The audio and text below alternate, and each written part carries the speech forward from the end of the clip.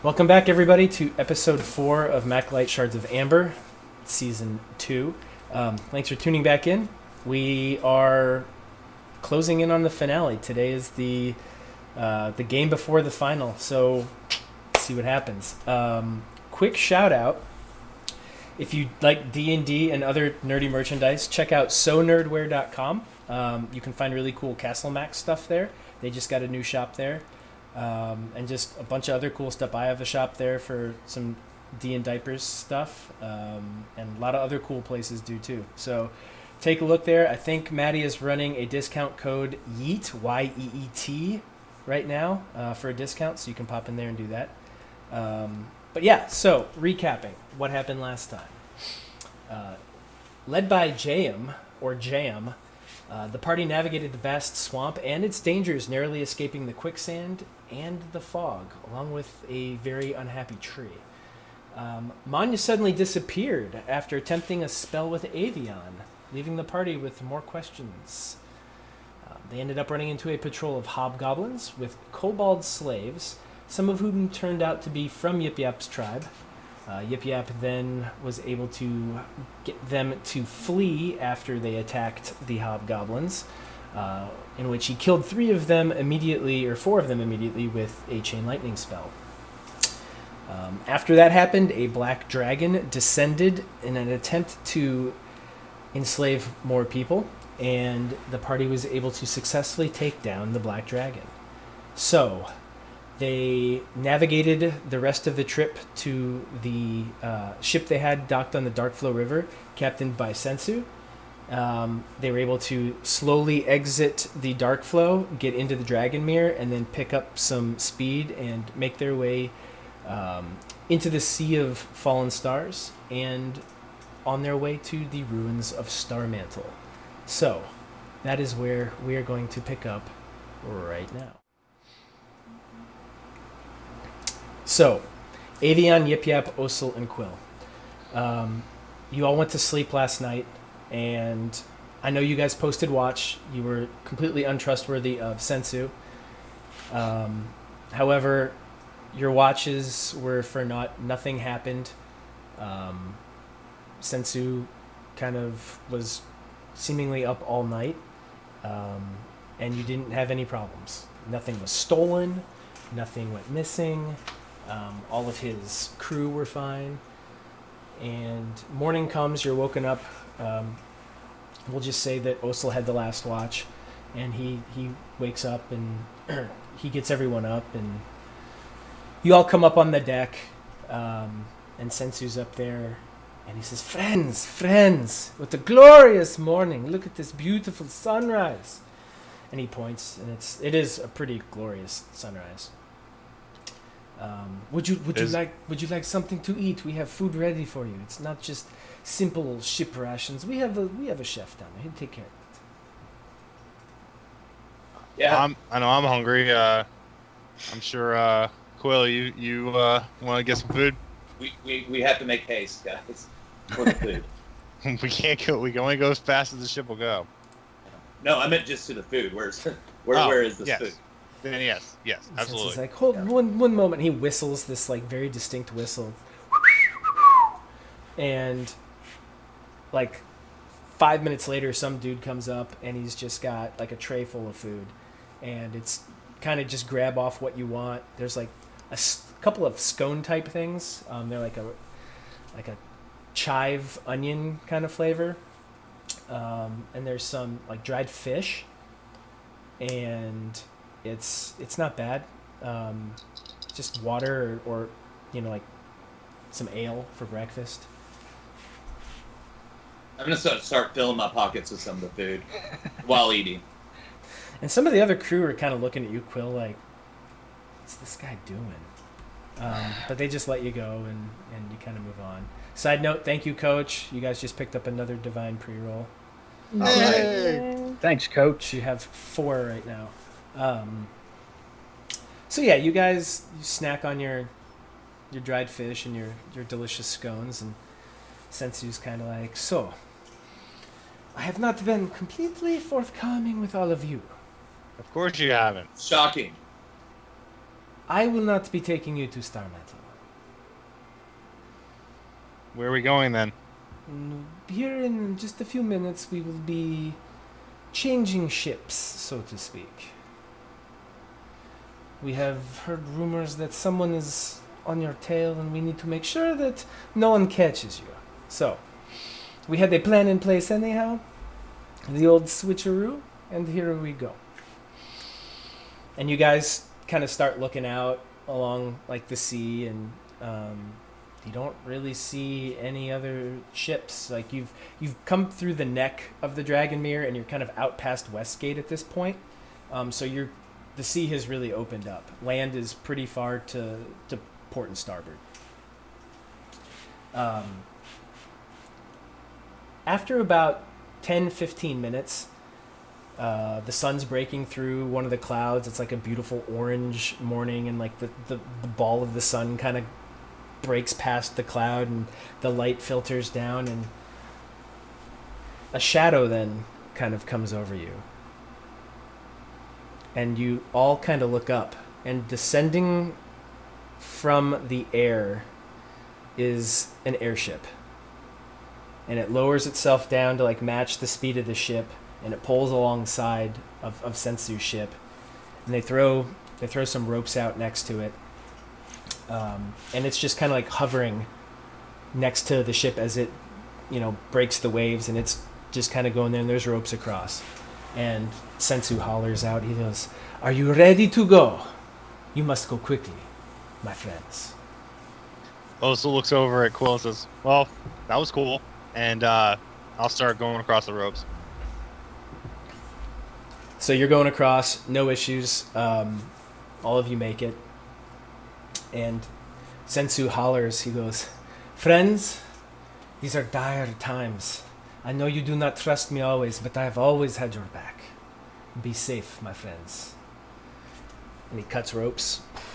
He keeps going to the airship. I wave. Picks up, and as you look down, you see the ship just getting smaller and smaller and smaller. You kind of see the waves crackling in the wind and the whitecaps on the sea. You start to see other ships, birds flying past. The occasional, you're guessing, whales kind of in the water from their massive shapes underneath the surface. And it's an even more beautiful view from up here. As you pick up elevation, you start to kind of go through a couple of clouds, and it's like you're in a sea of orange marshmallows as that morning sun illuminates the clouds that you're going through. So you guys are on the deck, and at that point, Killian, if you want to go ahead, you kind of stroll out because you're already out there. I'm glad we found you. I'm Killian. Killian Lorca. Pleasure to meet you. Hello, friend. Didn't know we had company aboard. And you are, little one. Well, I'm Osel. This is Yip Yap, Quill, and Avion. Pleasure to make all of your acquaintance. Mia spoke very highly of you.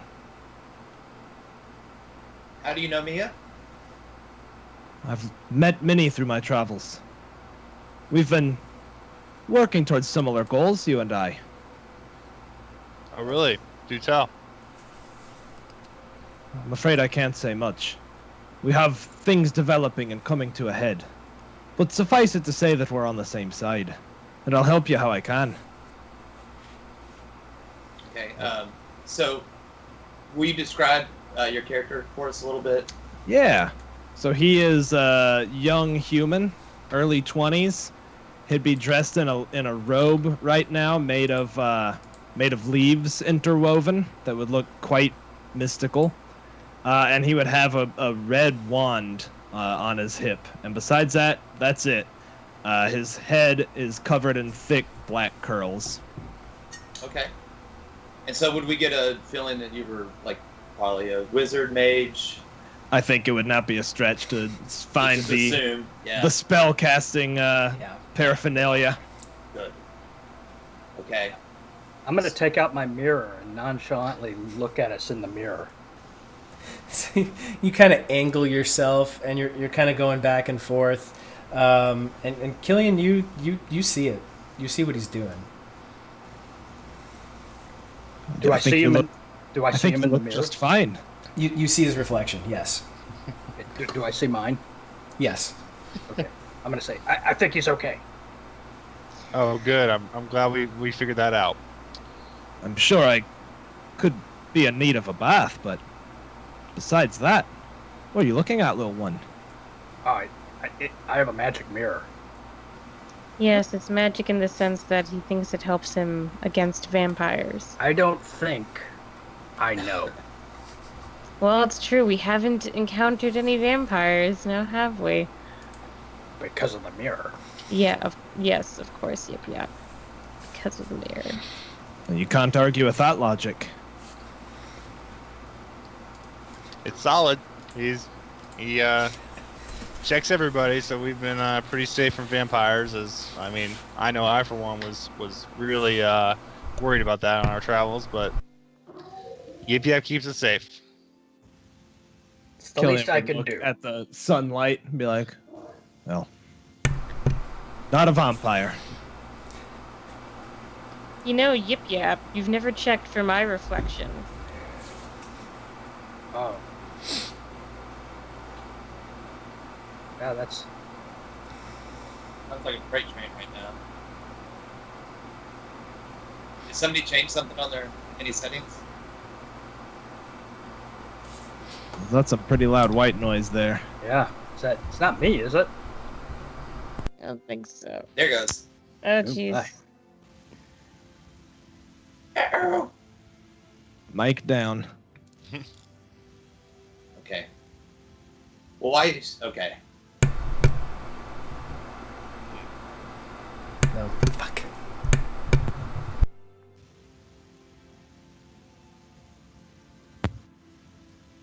It's gonna DM through.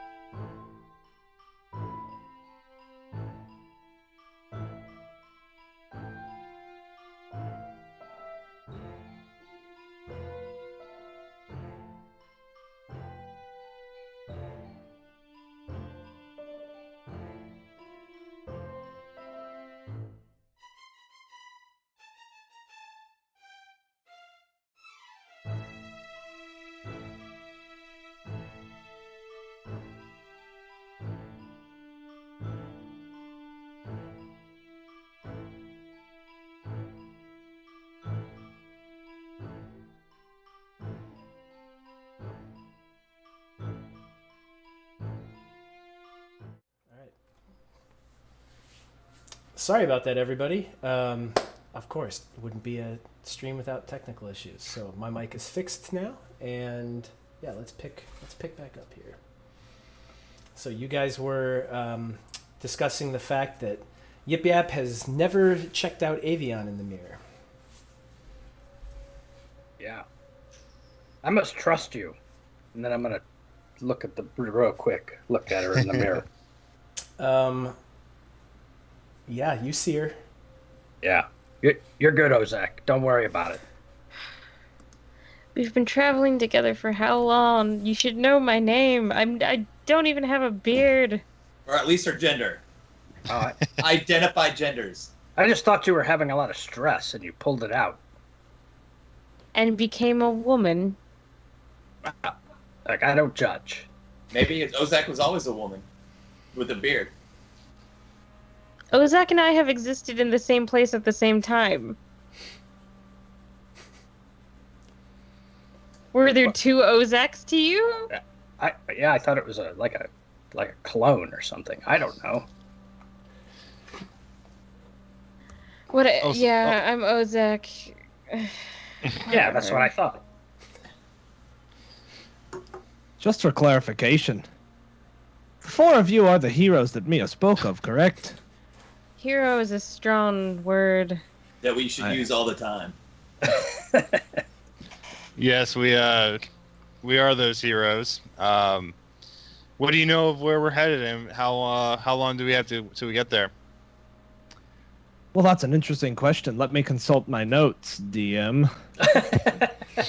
So yeah, it's probably a solid day's worth of travel on the airship. Mm-hmm. All right. How big is this airship? Like, is it? I mean, it's not like an aircraft carrier. It's slightly bigger than the ship that you just came off of. It's probably like a 3-sail. Okay. Pretty long mast off the front, and then it's multiple layer. There's probably like 3 layers of places to sleep in the back, and then 2 or 3 layers of with the hull, like from the deck down, probably 3 layers, 3 levels. Nice. So it's decent sized, and you guys are on the main deck, and there's sails up there, and they're just kind of like flapping in the wind. They're not really doing anything. And as you guys kind of go around and you've worked your way around, kind of walking and getting the tour, up at the top where the back part of the airship is, there's this just massive like purplish crystal inlaid into the deck itself, and it's just like pulsing and glowing, and that's, you assume, where the magic that provides the lift for this airship. Strangely, you don't see anywhere in the back like a steering wheel or a captain or anything. But what you do see as you look ahead is at the very, very, very front, like on this little prop coming off their front, there's this tiny little wheel, and there's a guy steering it from up there, and that's where the ship's captain actually sits. It's at the very front of the airship, not in the back. It shouldn't take us more than a day. Well, it's not too bad then. I guess not a bad way to travel for that length of time. This thing, this purple thing, does it ever short out? Well, I should certainly hope not. But if it does, we'll be the last to know. I mean, ever. Optimistic. Always trust the shinies. All shinies. They've been so trustworthy this entire time. Yeah. Well, I won't commit to all shinies. There you go. Oh, shinies. There you go. All right, so the captain's in the very, very front, so I can't do like a Titanic with Yip Yap and like. I mean, you probably could. You could try. Right. You could certainly try. So I'm just gonna look at Yip Yap and just be like, "So your wings have developed, have they?" Oh yeah. Do you want to try something? Yeah. All right, so I'm just gonna walk him up front, and Wait! Before you do that, though, I have to get ready. Okay, get ready. All right. So, so Yip Yap's gonna take off his disguise, his hat, and his big cloak, and his top, and he's gonna throw all that in the bag of holding. Is the mustache still on? You know what? He'll take off the mustache too. He'll throw that into the bag of holding, and then I'll bonus action my wings. Okay. Nice. You mean you weren't a halfling? What? No, I think we have. Sensu said we're being followed. I think we're being followed by that dragon's friends, who are probably pretty upset with us. So, Well, especially you. yeah, and so they thought a halfling minstrel got him. So I'm not going to wear that disguise anymore. That's genius. We have to be safe from the friends. That's right. Sound wings are all logic out? as always. Yeah. Your wings are all out now, all exposed. Yeah. Was there theme music going on in your head as you exposed them? There is. So I'm gonna walk him up to the front, and I'm gonna tie my rope to him, and I'm just gonna get up there, and we're gonna present ourselves like Titanic. And are you gonna spread your wings? Oh, you know I am. All right, and then I'm gonna keep that rope on him in case the wind catches him and he starts to fly away. Well, hopefully I can fly back. So as you go up to the front, you kind of have to shimmy past the captain, and he's like, "Well, hello. What can I help you with?" We were just wanting to see what it felt like to fly. My friend just got wings, so they finally got developed. I know we're in a ship flying, so it'd be a perfect chance to boost him up and make him feel weightless with the air. You nod. You agree. I'd like to see this myself. Yeah. My name is Gage. Gage? Gage. All right. Well, I'm Quill. I'm the ship's captain. However, I do currently report to Killian. So, and he turns back to you, Killian, and he looks. He goes, "These guys want to try flying. Are you cool with that?" I think Killian will just look at, kind of look at everybody and shrug. Why not? I suppose we should find the joy while we can. All right. I'll take a why not. He says, "Go for it." He's like, "There's a little bit of chain up front you can tie into if you need to. Yeah, let's see this." And he kind of like, he's standing as he do it. And he kind of leans back and he puts one hand on the wheel and he's just kind of like. Okay, we just go up and I try to boost Yip Yap up a little bit and let him spread his wings. Yeah, I spread my wings. And it's as glorious as anything could be of a wood elf holding a kobold with wings on the front of an airship. The wind is whipping past, like you're heading into the sun, so like there's this beautiful glow on both of your faces. Quill, you occasionally like tuck your head under the wing just to kind of see what's in front of you. And Yip Yap, you are just like eyes closed, wings out. It's the best you've felt since you left your tribe. Yeah, which isn't really a high bar. Yeah. All right, so Quill's just gonna have a little tear in his eye and start bringing him back down because I'm not that strong, so that couldn't last that long. Yeah, you're good. So Gage is like, I can happily say I've now seen it all. All right. Can't say I've ever seen a kobold fly before. That was pretty impressive, young master. Oh yeah, I'm full of impressive things. I haven't doubted that for a second. All right. So would we have how much crew's out there, and like, are we getting a feel that they're just kind of ignoring us, or what? I mean, they're looking at you, but they're not like they're doing their.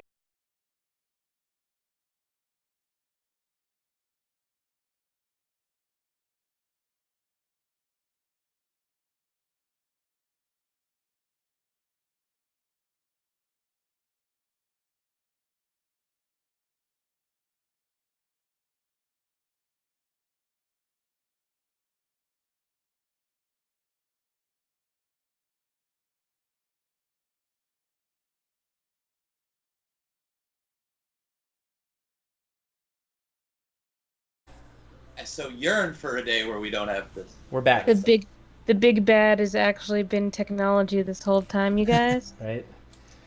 Little known fact. Little do we know we're playing in the Matrix and we have to fight the. That's what I was about to say. I was thinking more of like Scooby-Doo and the Cyber Ghost, but. Yeah. All right, so we are back. Here we are. So while we were out, the ship crashed, and the only one safe was Killian. No, so what I was saying is you've got the ship's captain and then another 8 crew. The other thing that you happen to notice is pointing like on the back corners out, and then kind of in the middle of the front part of the ship out are like 4 ballistas, Okay. ready to fire. And those guys are kind of like, while they're not working like ready on it, they're working around it so that if they had to get to it in a moment's notice, they could. Okay. The other guys are just kind of like checking things, making sure that everything's running smoothly. One guy's scrambling up and down, just kind of looking around. There's another kind of, instead of going up like you'd normally have a crow's nest on the top of a regular ship, there are stairs that go down below, and there's like, you don't know this, but there's a glass bowl down there, and they look down to see what's going on. So it's kind of like an old airplane, one of the old World War II airplanes where they had the gunner in the bottom. And it's cool. kind of like, it's like a sight just to look to see what's going on. So yeah, you are kind of cruising along, and Gage kind of yells back at you, Killian, and he's like, "Seems to be clear. We're all good. Just smooth sailing." Thank you, Captain. Keep us informed if something changes. And then as you do that, the purple, the purple like crystal turns to a greenish color, and you notice that you start picking up a little bit more speed. So you're cruising along pretty good. The sun's coming up. That orange is kind of faded, and you're cruising above the clouds. There's still clouds above you, like the really high, like cirrus clouds are still above you, but there's just like some nimbus, maybe some cumulonimbus below you, and you're just kind of cruising over it. It's pretty freaking awesome. Ulzel's kind of leaning on the edge, just kind of looking around, taking it all in. Kind of also by himself a little bit. Okay. So out of character, do you guys know the whole history of the Amber? Have you guys figured that all out? Or would that be worth Killian talking about? Oh no, that would be very much worth you talking Yeah, we know about. absolutely nothing. We And know is that the okay with table you, is Corey? also- Yeah. No. All right, cool. I've So I really think- wondered why no one has ever tried to investigate it yet. Yeah, we've kind of just been rolling with it. We're So all I kind think- of dumb. So I think if we'd be standing there sort of, against the sun, Yeah. Killian would be like, "Are you all at least aware of what you've been fighting for? And what the Shards of Amber really are?" Yeah, they're great shinies. Ulzel They're turned around and said, deceptive. No, not. We had a mission, and we were gonna complete the mission. It kind of, we almost didn't really have time to really ask why. That's very trusting of you. You should always ask why. Yeah, we're kind of like that. Well, at least you've been doing good, and no one manipulated you. Sure. It tried. Yeah, it tried. It tried to me, that's for sure. But if you know anything about the Amber, we'd be definitely tell. Please tell. It so happens I know everything about the Amber. Began long ago. There was a pantheon of gods. Twisted they became. On rebellion rose up to overthrow them, and sealed them away in sarcophagi made of amber. And though their power diminished, it didn't fade. And they concocted around themselves a dread realm. It's gone by many names, but some people know it as Barovia. And there they poured their dark power into an entity, a vampire as a matter of fact. Yip yap. God. you knew it. And unfortunately, that evil creature discovered a way to traverse the plains. And just before he arrived here, he was slain. But that was not before the Dark Gods chose a new champion. Caecilius of Clan Raish. Have you heard that name? I have. Aye, he wages war far in the north. And he's got the power of the Dark Gods behind him. And each of these shards of amber contains some piece of their existence, some piece of their element. And while we plan to destroy them, their ultimate desire is to reign anew across all of Toril. And so maybe you thought you were chasing wee jewelry, but in fact you're trying to stop the enslavement of all the peoples of this world. And you're welcome. They did That seem is- to carry quite an importance, and we certainly haven't been alone in trying to acquire and move these. So, but man, this is a lot. It's a lot to take in. Wow. Yep, sounds about right. I can hear the ocean in the piece that I'm carrying. What does that mean? Well, I couldn't tell you for sure. I'd be happy to take a look at it if you'd like. Right, you want to? Yeah, you can look at it. You can hear the ocean. And look at it, I will.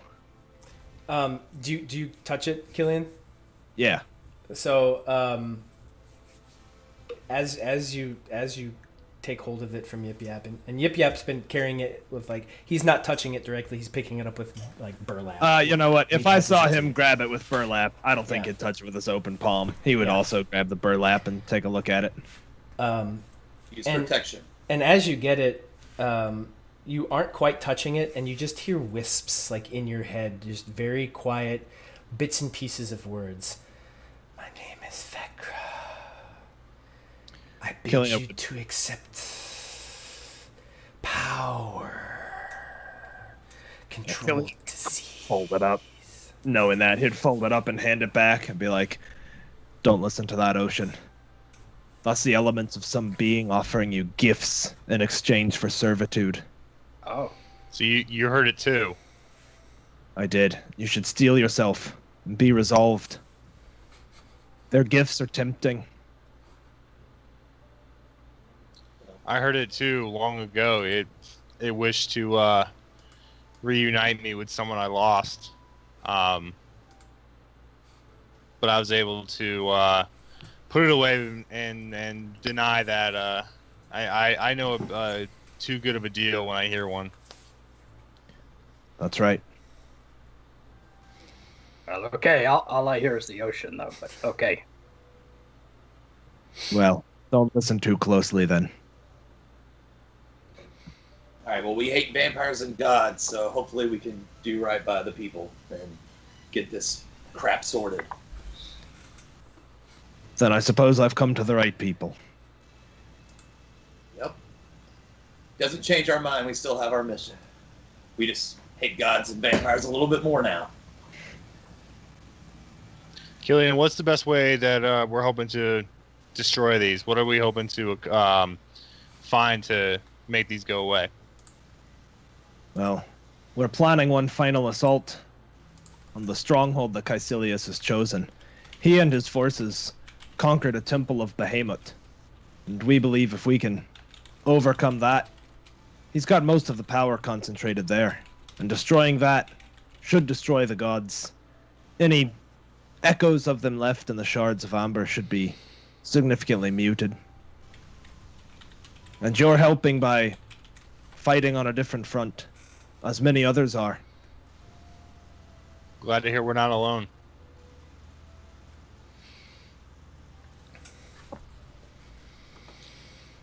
Okay. I'm going to need everyone to make a perception check, please. Oh dear.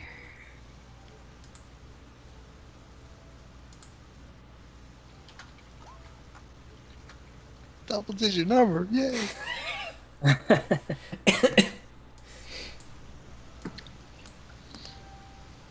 Oh. All right. Just so people Nice. at home can hear. Damn, Quill! Go fail, yeah. Quill at a 27, Osil at a 13, Avion at a 9, Yip Yap at a 14, and Killian, even with a fail, at a 7. Killian, as you're explaining this, you're paying attention to them and not really focused on what's going on. And Quill, being Quill, is kind of not paying attention and thinking about not only the dried fish and scones that he has secured in his cloak, but as you're kind of gazing out into the sky, Quill, it's a different feeling for you. It's a different connection to nature. You are so used to being in the woods and on the ground and kind of the earth that this while it doesn't feel entirely bad, it does feel awkward for you. That lack of connection to the earth. Yeah, sort of. I can't use my abilities, and yeah. It just you're so used to being in the trees and part of that part of nature, but it's a different part of nature, so you still feel the connection. It's a weird sensation for you. And kind of as you're looking out and trying to sort through all of that and like reconcile the differences in the way you feel, on the horizon you so you guys are kind of flying almost due east. So from the north, which would be the left side of the ship, you see in the distance on the horizon these black, couple of dark specks, and you're not entirely sure what they are, but they're kind of moving. From what you can tell, you can't make out what they are, but they're moving kind of parallel to you and kind of getting slightly larger and larger as time passes. How far away are they? I mean, you don't know. All you know is that they are, even with your good roll, they're specks out there. Like, they're pretty far away. You can't make out what they are. I think I'm just going to be like, nibbling on my fish, and as he's kind of telling us the end of what he was telling us with the amber, I'm just going to be like, well, what are those guys? To Killian. Killian will turn and squint. And you don't see them at all. I'm not sure I see anything. What is it you see with your elf eyes? I see specks in the distance, and they seem to be running parallel and kind of catching up to us. And that normally doesn't mean good. Are we expecting visitors? We are not. Killian will pull his wand out. I better say Visitors dragons. we don't want. That's a dragon's friends. All right. Yeah, so I'm just going to kind of like ready stance and just be like, so should they man the ballistas, or are we going to protect? I mean, I don't know really. I'm not a commander, so. Killian would say, Captain, we've got a possible contact port side. And he kind I of repeat port side after him. Yeah, port side. and you see up at the front, you see Gage kind of turn and look, and he squints, and then he turns back and he hollers, and he says, Mark, you've got the best eyes. Take a look. What do you see? And you see this guy run up, and he goes to the side of the ship, and he kind of hi, Mark. sinks both his hands onto the side, and he like stares and he peers. I'm not sure. I don't see anything. And he's like, I see clouds. What did you see? As he looks back at me, I still see them. I'm going to pull out my bow and just go ahead and knock it. And I'm just like, that direction. And he awkwardly gets behind you, and like holding onto your hips as he's trying to look down the arrow and see exactly what you're pointing at. And yeah, he looks down and he's like, yeah, one. I see two dark spots traveling roughly our speed, maybe closing. I don't know. There are no other airships in this area. Flight plans were made, and I didn't hear anything about this. Gage, and he hollers back up to Gage. We might want to take defensive maneuvers. And you can hear kind of some tension in his voice. He's not sure what's going on here. It's not that he's not like ready for a fight. It's that I don't think he was expecting one yet. Yeah, so he was expecting a fight. Sweet. Well, I mean, everyone who got into this knows that, like, some stuff could go down, right? This isn't like a stroll in the park. This is, you guys are carrying like 6 shards of amber, and there's a lot of bad people that want it, and Killian knows Caecilius is one bad dude, and who will stop at nothing to get what he wants. So, yeah, everyone knew what they were signing up for, and everyone came into this expecting a fight. Yeah, so I'm just going to keep it knocked, and as soon as I feel like they're in distance, I'm going to say, whoever's in charge, tell me if I can fire or not. And Gage kind of looks back to Killian and he goes, if things are bad, I'm just going to say, fire away. You good with that, Killian? I think you should fire a warning shot first. They haven't made any aggressive move yet other than following us. They could be anything. Put a warning shot near them, Archer. And I'm going to immediately fire a warning shot towards them. Sure. So you pull back. You don't even need to roll. You pull back Okay. and fire, and you watch your arrow go out, and you just watch your arrow disappear into the distance, and you don't see any change. You get the impression they're pretty far away. Oh, okay. After that shot, you're like, oh, they're probably pretty far away. Okay, then I'm just going to stay at the ready with another arrow knock. Sure. Go and pull back out. And they've moved to the guys, to the two ballistas that are on that side of the airship, and they're just kind of constantly checking and looking and searching the horizon and the skies for whatever they can. What are the rest of you guys doing? Osol's kind of just, he has his axe at the ready, but he kind of knows that he's not useful until anyone actually boards the ship. So he's probably up with the captain just trying to keep order up there. There's not really much room at the front. Remember, the captain's at the very front of the airship, and it's really maybe like a 2-foot wide space. So you're either behind him or it's going to be kind of awkward. I'd be behind him then. Okay. Killian's going to pull out a piece of chalk and a handful of eggshells of different colors, and he's going to kind of crunch those up a little bit and say, put your hands out.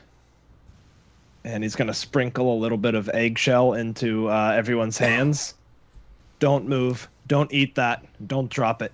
And he'll get on the ground and start drawing some arcane runes. And I will ritual cast Rary's telepathic bond. Oh, Which no. allows us to all communicate telepathically once it's cast. Cool. Okay. Just in case. You hear It makes immediately, planning easier. I really want to eat these eggshells. So you've got the 4 of them. I'll also say that you grab Gage because you'd probably obviously want him. So that's 5, and you can grab 3 of the guys. 3 of the On other the guys port if you want to. ballistas. Sure. One, maybe, you know what? I'll do 1 from each ballista if I can. You can get 3 of the 4. Yeah, cool. We'll do that. Like the captain of each ballista. Yeah. Cool. Perfect. That takes 10 minutes, so he'll be casting that. Yeah. And, And as he's casting this, Quill, you are just laser focused on those, and they are getting bigger. Like what we're, these little tiny specks in the sky, have gotten bigger. And what's interesting is the color hasn't changed; they still are black. And make another perception check, Quill. Just you, Quill. Yeah, you see. Like shapes start to form. You see what you think are wings, and it's an occasional flap, and it just seems like they are just trying to it's a slight descending pattern from what you can tell, and they're starting to close. They're getting bigger and bigger and bigger, and after Killian's done casting right near the end, you can definitely make out that they are wyverns. Okay, do I see any riders on them? Yes. This is definitely attack, guys. And are they in distance for a longbow? So your longbow range, I believe, is 600. They are just outside of that range at this point. Okay, right when they get in range, I would like to just go ahead and fire again, but not a warning shot. I know that they're not here to be friends. Killian will turn to the crew once he's done casting it and just be like, all right, this is what everyone signed up for. Do your duty. And as they come in, it's you've only seen two coming in, Quill. You come in, you see two, and they're getting bigger, and they get bigger, and you can see their leathery wings and their tail and the saddles, the really interesting saddles that the riders are on. And not only do you see that there's a rider in the front, but there is someone holding on to the rider in the back. So each wyvern is carrying two people. Okay. And I only see two of them so far, right? And you only see two right now. Okay. And as they're coming in, they hit that 600-yard range. So I'll let you go ahead and fire before we hit initiative. I'll let you fire that. 18. Let me check. What are you aiming at the wyvern, or are you aiming at one of the riders? At the actual wyvern. Okay. Yeah, that will hit. So you do 9 damage to that guy. Okay. So as you loose it, it comes just within range. Comes in, clips. You see it kind of drop to the left, and like kind of balance itself and come back in, but it's slowed down a little bit. So the other rider has kind of taken a more frontal approach at this point. And as they start to get closer and closer, they start to do one of these jobs. So they're imagining, they're slowing down in the process. They're not coming in as quickly, but it's going to be a little bit harder for you to hit these next ones if you're going to shoot again. Okay, knowing that, I'm going to go ahead and kind of put the bow back around and pull out my staff of wood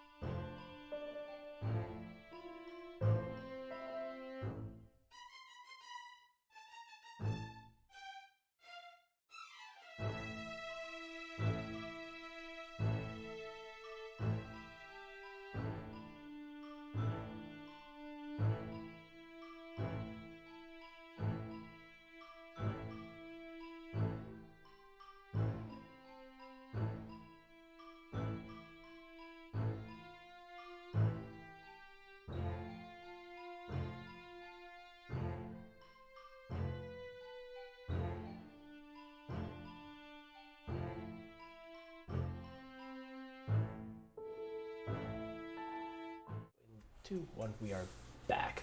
Sorry about these technical issues, guys. I have Spectrum, and they've been spotty the last 2 days, so I've got to call in to see if something else is going on, and we'll see what's happening. So I had a really cool animated map going on, but with these spotty connections, I don't think I can broadcast it. So we have a static map. Here's the airship. As you can see, like way up here further to the front, for the people at home that can't see it, there is a, that's where the captain is. And then this big green globe is that crystal where the magic is coming from. There's some ballistas centered around it.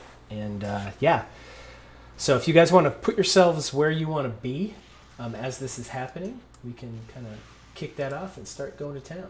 Weren't we all kind of up in the front? I mean, you were looking off to the south there, Quill. Okay, so I would have probably been with... Yeah. My guess is you were down here somewhere, Quill.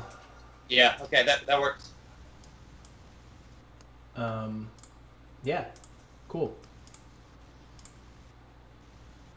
All right, so, Quill, so you've loosed the first one. These two are, like, fighting left and right, swaying, kind of coming in.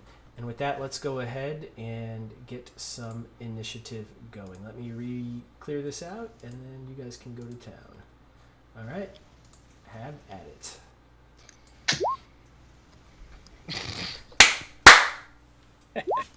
Yes. Unbelievable. Billy.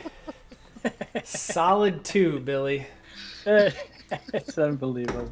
I don't understand how that's possible. Oh my god. I would swear it was rigged.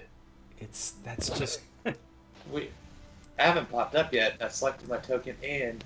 There you go. I'm stupid. I'm sorry. I deserve a 7. That's what I get. Okay. All right, so let me... yeah. You guys have fun. I'll be over here if you need me. All right, so let me roll for them real quick, and I will dump them in there as what they are.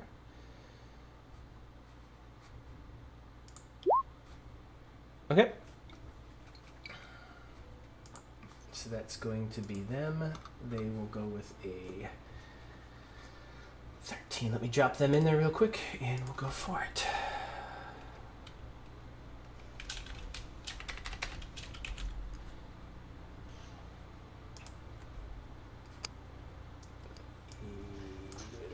They have a 13. All right, so Yip Yap at the top is you. How far away are they from us? So at this point, they've closed, and they're probably a solid 400, about 400 feet, 400 yards away. 400 yards away. 400 yards? Yeah. Nice. Okay. You got really lucky with that shot. I'm awesome. Yeah. Yep. Essentially a god at this point. No, we hate gods. Never mind. Not a god. If Lydia was here, I would have to put this in feet. Yep. And that would be, yeah. Yep, so yes, about 1,200 feet. But they're closing quickly. Like I would say every 10 seconds, they're dropping. Like they just keep getting bigger and bigger and bigger. Yeah.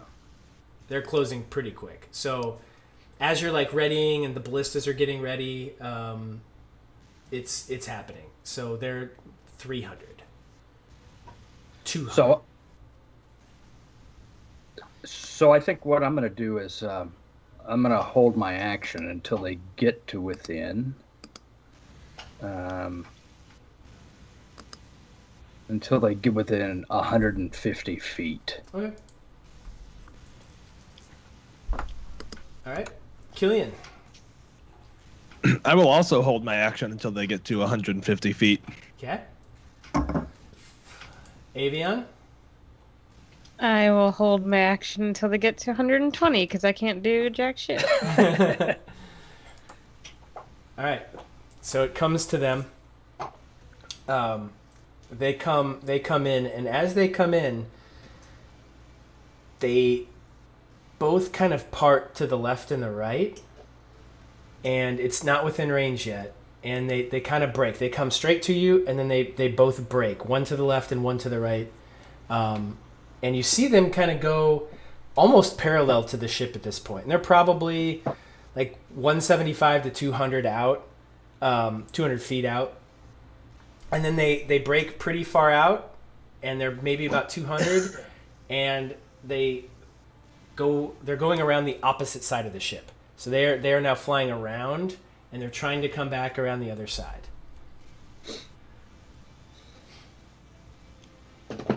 What do you guys want to do? They never come into range, though. No. They stay outside that range. Nope.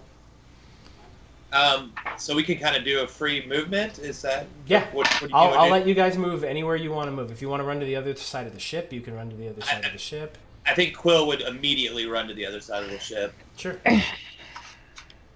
I think Osa would come down to the deck with everybody else. Okay. All right. I have a really crazy plan. We're listening. I was waiting for this. All right. What's the range on the ballistas? Good question. So they are probably right at... God, what is the ballista range? I don't know that off the top of my head. I probably should have looked that up first. Let me check real quick. Okay, so they would have been in range. They've got... Ballistas are like 500 yards. So Awesome. ballistas... We'll let the ballistas fire, or if you want to fire one, I'll let you fire one.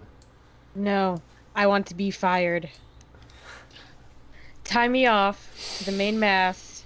I just need this thing to get me going close enough, and I'll get on one of those things.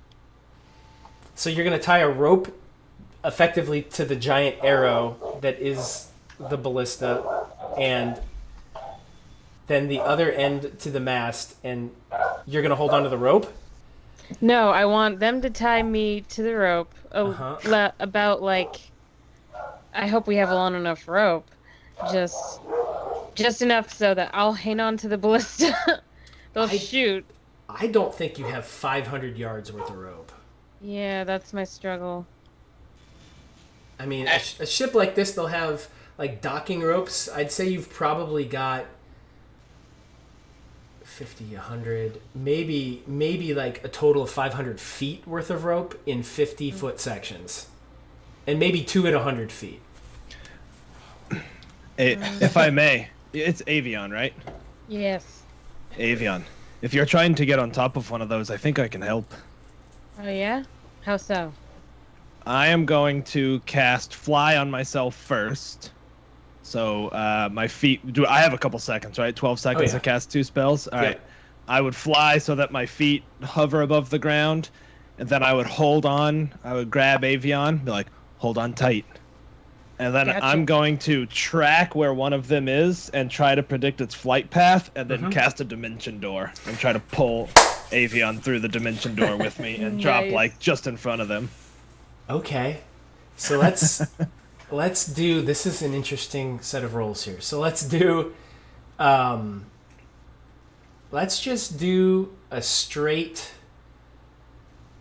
God, I don't even know what I want to have you guys do here. Here's dimension door. You arrive at exactly the spot desired. Yep. But you're still guessing at where they're going to be. True. I love all of this. So let's just say... I'll let you do an intelligence. A straight intelligence roll. Just so happens that's my specialty. Yeah. But I also don't want to drop Avion to their death, so I'm going to use one of those divine rolls, if that's all right with you guys. Do it. Yeah. It seems like the time to do it, right? How do I roll with advantage in beyond 20? It may kick you automatically in roll 20. I'm not sure how it's set up. If it rolls you once, I'll just have you roll again. Oh, I see. I see how to do it. Hold on. Always roll with advantage. Yep, there you go. There we go. How's 20? Yeah. Yeah. Pretty sure that's gonna work. So you kind of like judge and you're guessing and you're thinking, you're doing some calculations in your head, and you just like close your eyes at the last second and boom, and you drop Avion where do you want to land on this wyvern, Avion? Or where do you want to be base of the dropped? neck. Where do you want to be dropped? Okay. And I'll step through too, since me and one other creature can come through. So we're both just like, if this were a movie, you'd see the door open and the camera would shift and would be like out there, you know? Yep. This is awesome. Be a sweet bullet time camera. So we've got Avion. And where did Killian go? I love this effing game. There's Killian. Yep. God. Killian, where do you want to appear on this wyvern? Well, I'm basically, because I have to pull Avon through with me. Yeah. So I'll be right with Avon, but I'm not going to stick around. I'm not a melee fighter, so I'd like to not be adjacent to the creature, if that makes sense. I got to hold Avon and be like, here you go, and then Superman away. Right, that's fine. So you're gonna go out there, drop her, and then you're gonna fly back. I'm not gonna fly back. I'm just gonna try to kite the thing at like 60 feet away. Okay. Basically. Okay. I guess if it's my turn, right? My action would be cast the spell. Yep. Dimension door through it, and then fly 30 feet. Okay. Away from it. Sure. So let me just drop you 30 feet closer to the ship. Yeah. Okay. So I'll just say you've done that. You're here. They've closed some distance, and you're not this close to the ship yet. So you guys, even out here, are not exactly close. So don't take the ship's distance to you guys as that. You guys are fighting further out. Okay. So what we're gonna do is this. We're gonna let Avion go ahead and do her thing, and that little battle to start. And as they get closer, we'll kick back into Yip Yap, your held action, and we'll go from there. Okay, so Avion, Killian just grabs you, and you agree to it, and you blink, and all of a sudden he drops you, and you are on the front of this wyvern. There is the guy riding it, and he's got a lance, and then you've also got a guy holding on behind him. Oh, this is gonna be so awesome. Let's see. And it is gonna be. I'm gonna have it start with your turn. We'll have it start with you, and then we'll kick over to them. Nice. Okay, so. I'm going to shoot 4 times with my crossbow. Okay, so are you with your? I mean, wyverns are big. Oh, I'm not shooting the wyverns. No, I know. Okay. But how close to these guys are you at this point? I'm at the base of the neck, so I imagine the saddle's not terribly far off from that. You're probably right in front of them. I was gonna say you're gonna be about 5 feet probably, maybe 10 feet tops. Well, let's see. There was something that I had that made it so that I don't get disadvantage. I thought you did Crossbow too. mastery. Yeah, I have Yep. crossbow expert. Yep, there you go. So no disadvantage at 5 feet. So you're somewhere between 10 and 5 feet. We'll say that you're not going to incur disadvantage anyhow. All right. So pop it off. And you're shooting at the guy riding it, right? The driver. Yeah, the driver. And since we're we're level 14 now, we get 3 attacks. Yep. Plus my Not everybody bonus does, action attack. But you do. Sweet. All right, so that's gonna be faux crossbow attacks. Oh, this is gonna be so great. Okay, 1. 14 does not hit. 13 does not hit. Oh, come on. 21 Yes. hits.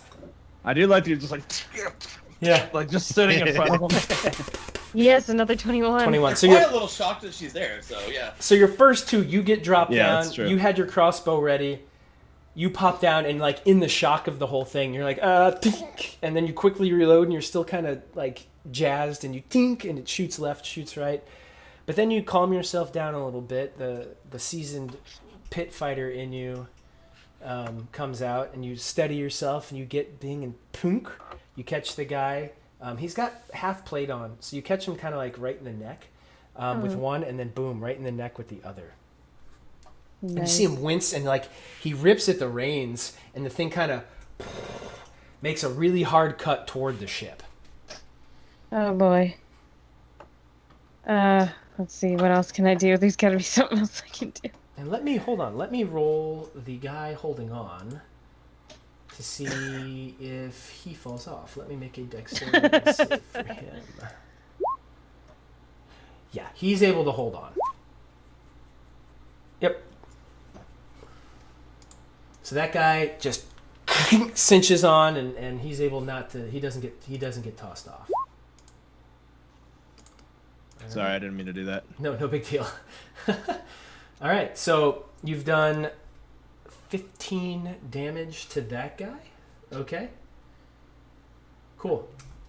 And you said that was your bonus action for the 4th attack, and I believe that's all you can do at this point. Yeah, that's all I can do. Okie doke. So that's going to bring us to them. So the guy behind the rider is going to like kind of stand up as best he can. And he's going to kind of come out and he's going to make an attack on you with his scimitar. He's going to like put his hand on the rider's shoulder and just kind of like try to come over the top and slice down at you. All right. Does a 25 hit? Yes. Okay. So with that, and that was a crit, that is 11 damage to you off that. Okay. So he plants his hand and just slices straight down on you. I was gonna ask, it didn't happen, but if he misses, would he hit the wyvern and cause damage to the wyvern? Maybe. He's a pretty seasoned fighter, so it'd have to be a pretty bad miss for him to have that happen. Gotcha. So that's his first attack. His second attack, does a 16 hit you? Just hits. Okay, that's 6 more damage. Okay. Slices down once, comes back across the next time, and then he's not going to take his third attack because he can't. He has to hold on. And normally he would make another attack, but after this he's got to hold on, so he can't. All right. So that's his. The rider, he's gonna try to get you with his lance, but you are pretty close, so it's gonna be with disadvantage. Okay. So let's see here.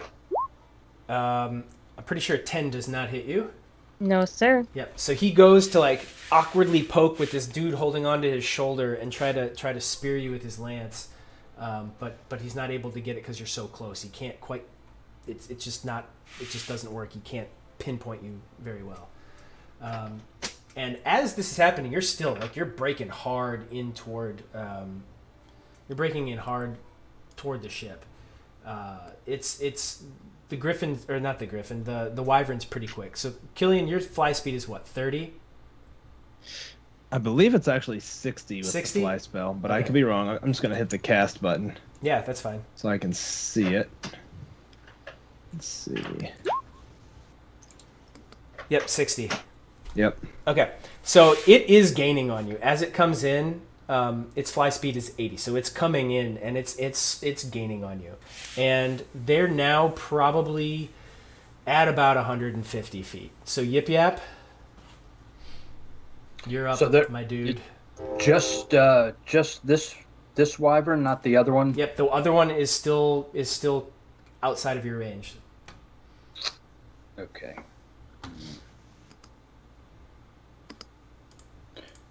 So I think what I'm gonna do.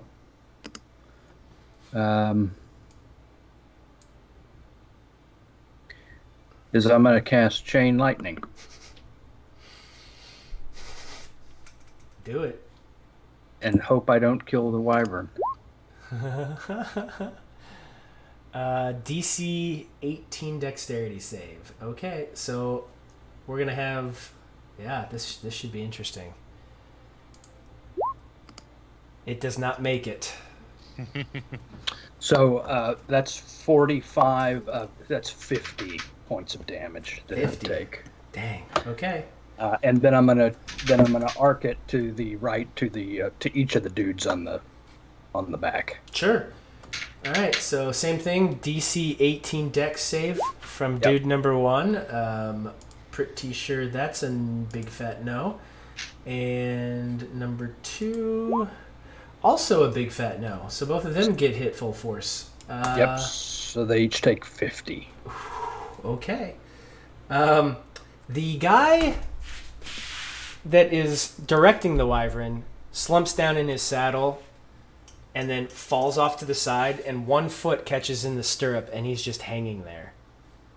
The guy on the back quickly falls. As he goes down, he falls forward like face first onto the saddle, and he just tries to grab at the reins. Let me make a dex save for him to see if he can grab those, which he does.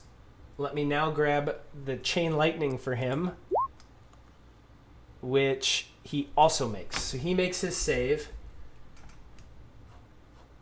and he's only going to take half of that, which is 25 points. Yep.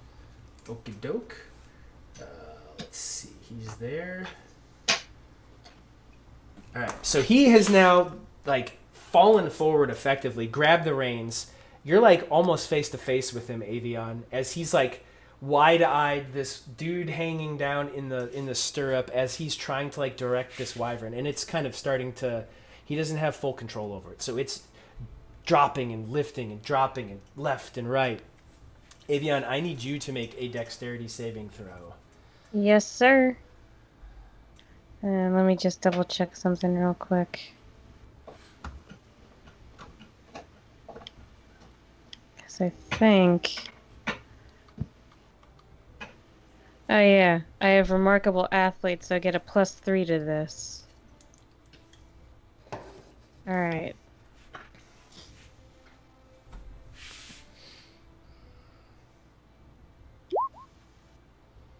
$18? Yeah. You're able to hold on. So because you're facing the wrong way, you can't quite anticipate which way it's going to go.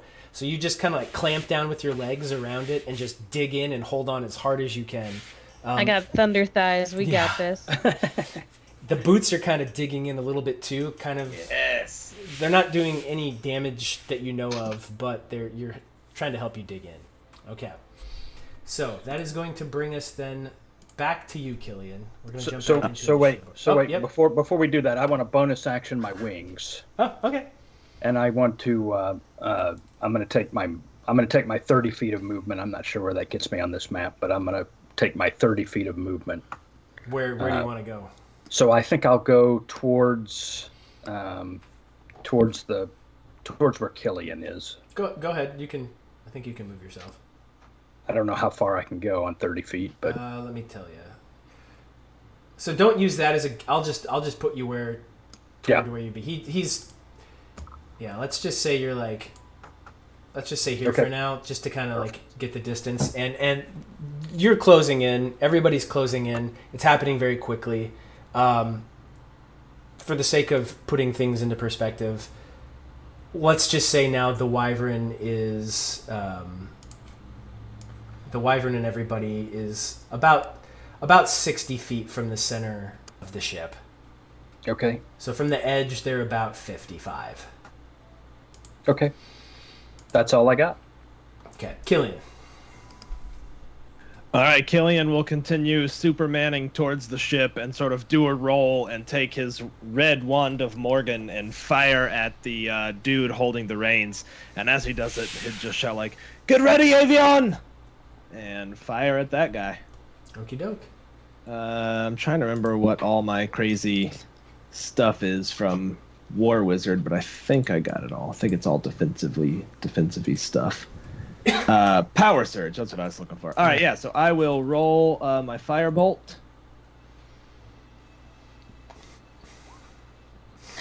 Ooh, a 13. No, that's 28. 28 for 13 of damage. Oh, I was looking at the damage. Yeah. I was like, yeah. Wow, I'm rusty on roll 20. Okay, and I'm gonna add 5 damage to that from my one usage of Power Surge. Okay, so that's 18 damage to that guy. Sure, got it. Cool, and then I'll fly 60 feet towards Yip Yap. So I think if we were 150 feet, Yip Yap and I should now be like 50 feet away from each other. Yep. Cool. That's me. Okay, Avion. Alright, I'm going to take another couple shots with my crossbow at this guy, aiming specifically for his face. Okay. Fire away. Boom, shakalaka. 15. Yep, that just hits. All right, number 2. Hits. Hey, number 2. Number 3. Does not hit. Damn. Number 4. Hits. So we got a total Alright. of 18 damage. Yep. Okay, so you're just rapid fire, like point blank in this dude's face. And it's just like cutting. There's like a bolt sticking out of his head at this point. Like it's wet, it's in there. You got him in one of the eyes. He's only got one eye left. And he's just holding on for dear life. And you just see him like starting to fade a little bit. He's like blinking in and out of consciousness. I'm gonna use my action surge to fire one more time. Okay. All right. Ah! Well, hold on. Action surge will let you fire 3 more times. It gives you a whole action. Yeah. And your What? attack action gives you Yeah. 3 attacks. Ho, ho, ho. Yeah, you're ridiculous right now. Welcome to level Awesome. 14. You're the demon hunter in Diablo, if you ever played that. Oh, yeah. Oh, You don't even need to roll. Nice. You don't need to roll again. You get this last one, and you're like, describe how you want this to end. I just like hold it like point blank at his face, and I'm just like, "This is mine now," and shoot him in the face. And you catch him in the other eye, and he drops. He was kind of laying on the saddle, and he just slips over the side, and you just see him plummet, and like his body just disappears into where you can't even see it anymore. It falls through a couple of clouds, and he's gone. The one guy's still hanging by the stirrup. With my movement, I'm gonna get into the saddle, Sure. and I'm gonna sort of just nudge that guy's boot out of the Okay. stirrup, so he goes plummeting. It's going to be more than a nudge. He's kind of like twisted into it. It's kind of like wrapped around it. So you're either going to need to cut it or like spend some time to try to like bend over and spin him out of it. All right, so I guess I can't do that this turn, but I Yeah. will get in the saddle and take the reins. Sure. I'll give you that. And then give me an animal handling check Oh boy. just to see what happens. Okay. So you grab on and you think it's like riding a horse. And you kind of get in and you're sitting there, and the wyvern breaks now away from the ship. So it starts to kind of fly out a little bit further away, and that's going to be the end of your turn. Nice. I'm riding a wyvern. Their turn. Solid teamwork there. Yeah, Virtual Internet high five. Smash. minus Quill and Osil. We just So You guys like, come on! the wyvern that you're on, Avion, begins to kind of turn away, and then you're fighting with these reins, and you're trying to pull it back toward the ship, and you're fighting, and it kind of starts to correct itself and come back, and then it turns it out again, and it's like this constant battle of away and close and away and close, and you're kind of trying to figure it out, and it's trying to figure you out. Mm-hmm. So I'm gonna leave you That's there. fair. The next wyvern has made its turn and is coming quickly toward the ship. For this, I'm going to say it's been able to get into the 150 foot range. It's broke 100. It's closing in very quickly. It's basically at the back of the ship at this point. So it's closed its distance over the last couple of rounds.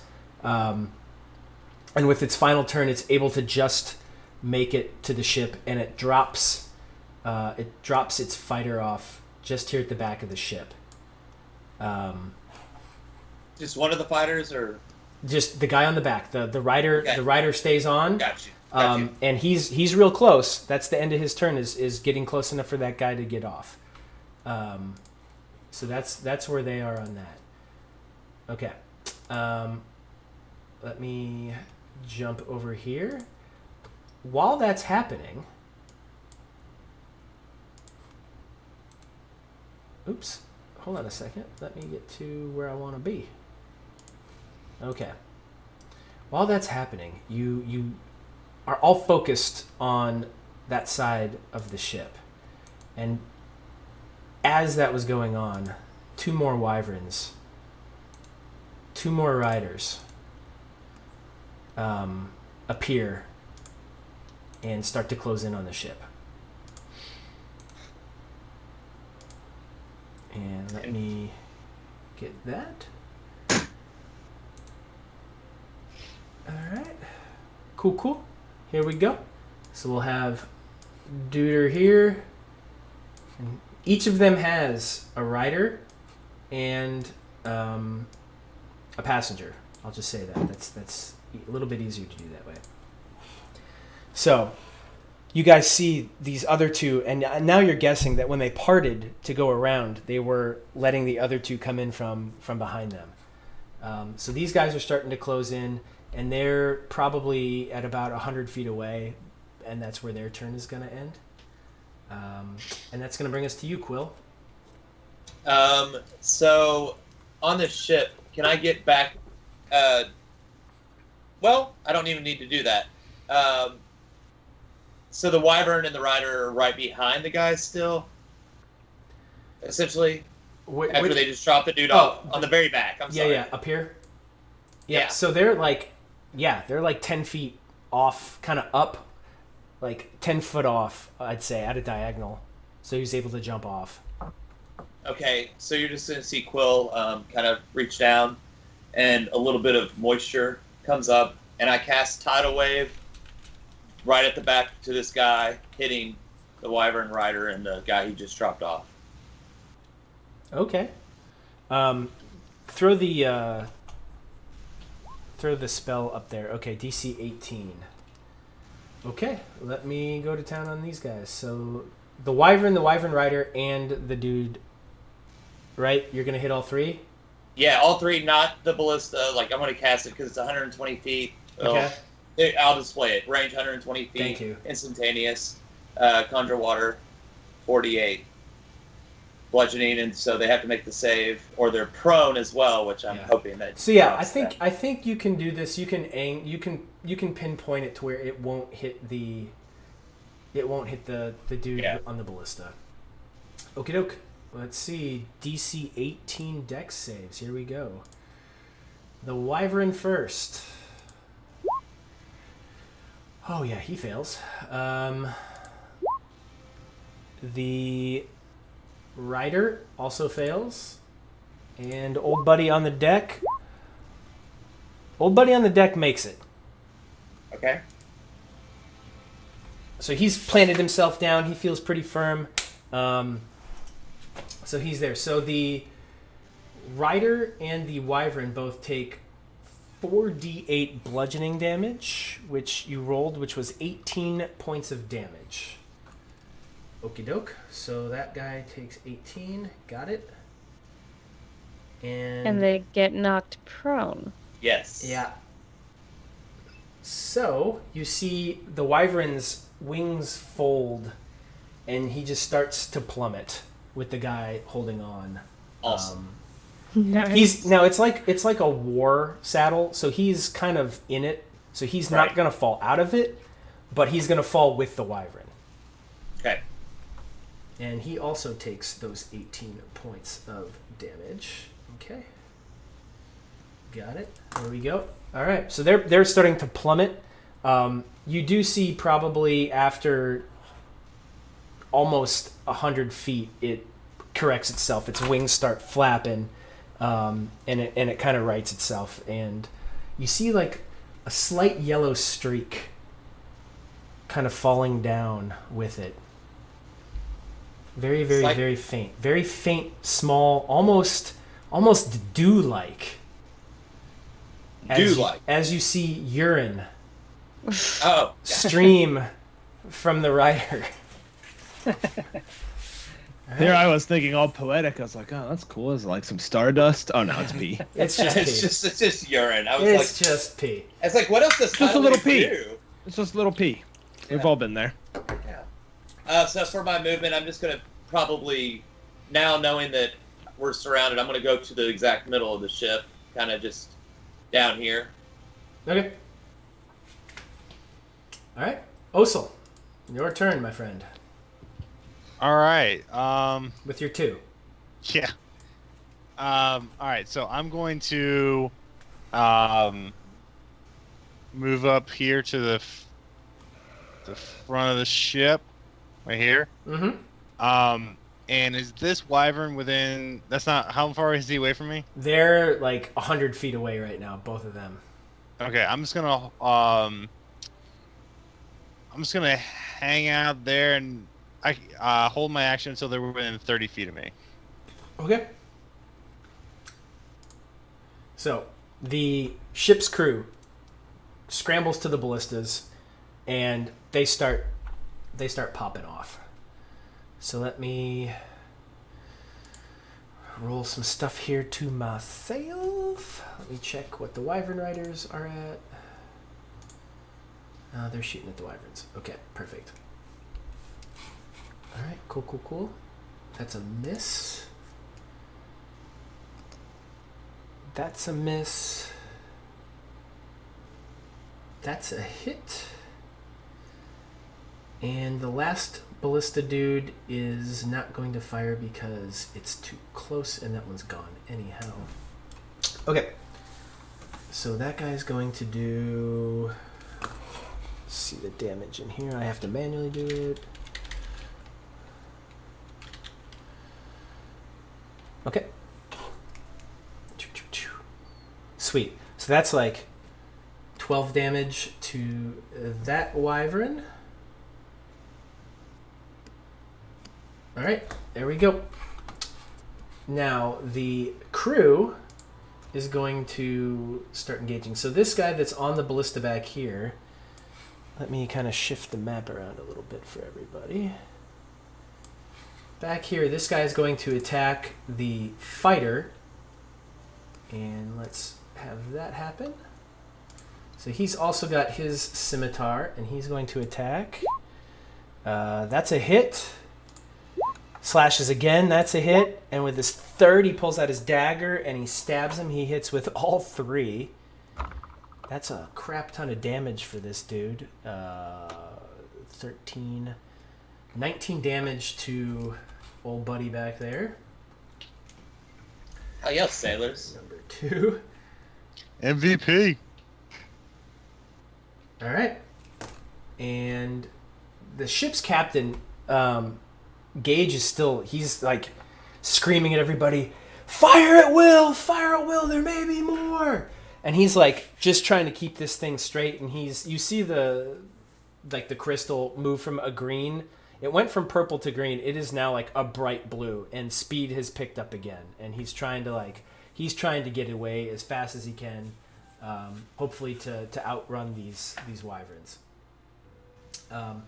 These 2 guys back here and here are going to fire on the other 2 wyverns. No, I already did that. They missed. My bad. It's not their turn anymore. This guy is going to run up the stairs. And I think, let's see, with his distance, he can get to about there. And then this guy, he's going to kind of tuck in here still. They're not really going to move in case something else happens. And he is going to kind of pop out over here just in case something else happens out there. Yip yap.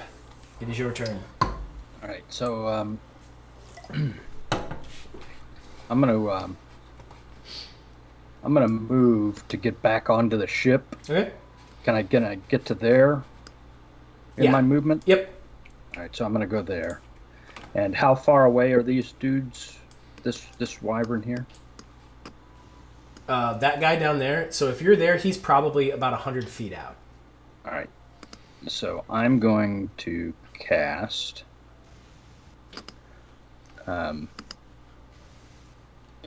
going to cast Synaptic Static on those guys. And I'll pop it up. For our viewers at home,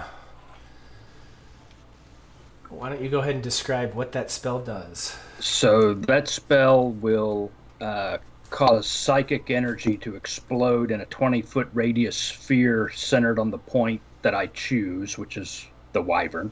Yeah. They have to make they take 8d6 psychic damage on a failed save, or half as much if they succeed. If they do fail, Sickening. then they have to take a d6 to attack rolls and ability checks and subtract that from their roll. That's crazy. It's an awesome spell. Nice. All right. That is awesome. Where's that from? I'm not sure which. I love book it. it's from. He typed it out tonight. Yeah, I did. You know what? That It's of sounds my like a own cool making. homebrew spell if it were like Yeah. level 4. What level is it? It's 5th level. Oh, yeah. That seems like an awesome spell. I've never heard of that. So it's a DC 18 intelligence save for each of those. I want to look this up now because it's so cool. Well, can you do the display in BTT? Oh, that's from Xanathar's. It's from Xanathar's. Yeah, okay, yeah. Cool. I love it. Can't believe I've never taken that before. That's a freaking sick spell. All right, so intelligence save on everything. So we've got the wyvern. It's not gonna do so well on this one. Yeah, that's a definite fail. That rider, fail, and the dude he's carrying, fail. All right, so they each take 33 psychic damage, and then with their attacks and ability scores, they 1d6, right? yeah, and they subtract it from The that, negative. Okay. and that's for 1 minute. Although I think at the end of each of its turns, it gets another intelligence save to try to end the effect. Yep. Yeah, I've got it up here. And that's all I got. Billy quit the game. Killian's going to retroactively learn that spell. Yeah. Damn.gif. And that's crazy. It's not a concentration spell either. Yeah, that's fantastic. It's instantaneous. Wait, what? It's not a That's concentration amazing. spell. It's an amazing spell. I'd never heard of it. That's crazy. I don't know how I missed it either. That's fantastic. Yeah, they can make intelligence saving throws at the end of each of its turns. Okay. Yep. Here we go. So, let me mark damage for all these dudes. God, that's a lot of damage.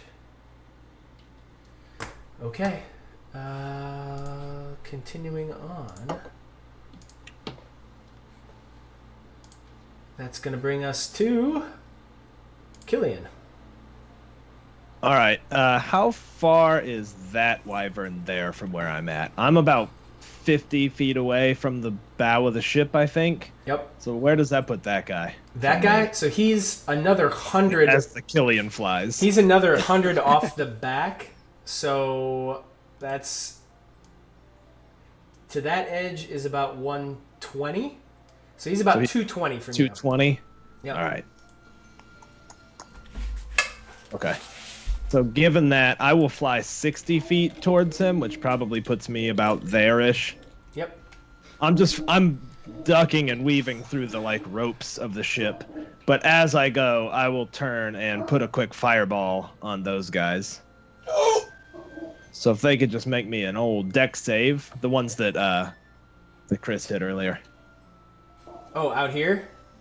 Yeah, Okay. because I'm out of range of the other guys. Yeah. If there's 20 and I move 60, I'd be 160 away, so I can't quite Oh, that's brutal. fireball them. Actually, I guess I could. The center would have to be towards me. Yeah. You know what? I'll do that. I'll just put the center of the fireball here. So I think Okay. it's still whack them. That work? I don't Yeah. want to impede the. I want to see those negative d6s. Yeah. I'll Well, cast yeah. the fireball at the extreme edge of my range. Well, now these guys out here aren't subject to the D6s. Right. That's what I'm saying. I don't want to. I don't want to accidentally kill those guys. Oh, I gotcha. I see. I want them to be affected by that. Okay. So I'll fire on the other group, bottom right group. Sure. So here we go. Okie doke. That dog is barking. I apologize. It's fine. Woof, woof. Here's a fireball coming at you. Yeah, I'll go ahead and bump it up to 4th level spell. Here we go. 29 damage, sir. So DC 18 dex on the 3 of them. All right, let me see where we get. Hang on, I feel like I might have something that lets me like re-roll ones on damage or something. Maybe not. No, I do not. Okay, because you got 2 ones in there. Yep, just all a right. big 29. All right, so there is the Wyvern fails. The Rider fails, and the Passenger makes it. All right, so that's 29 damage. All right. And that guy is going to take a crap ton. And okie doke. Let me just make sure I have that here. Excuse me. And that guy is a boss, so he's got that. And by boss, I don't mean a boss. I mean he is a boss. Like that kind of boss. All right. All right, that's it for me. Cool. All right. Avion. Alright, I'm just gonna casually lean over and with my boot knife cut that guy loose, sending him spiraling to his death. Okay. And how far? What's the flight speed? Like, how far can I get with these things? You have Wyvern? 80, but right now I'm going to need you to make another animal handling check. Okie dokie. This can't go wrong. Ooh.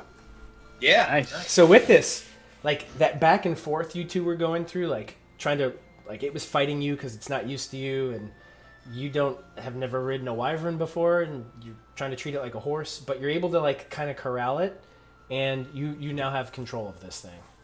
Nice. So you have a full 80 feet of movement. Let's see. Alright. I'm going to And fly me. remember that wyvern had dropped about 100 feet. The one you were pointing toward, that one at the back. This guy. Right. Okay, so... Yeah. I'm going to... 8 feet.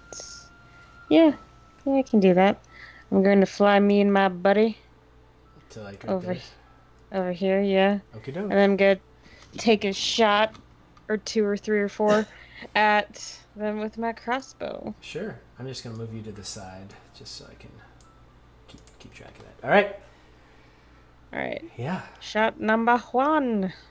So now Oh! they are at that point about 100 feet off. So That's fine. So you're I have like a range of about, 120. I was gonna say you're about 80 feet away.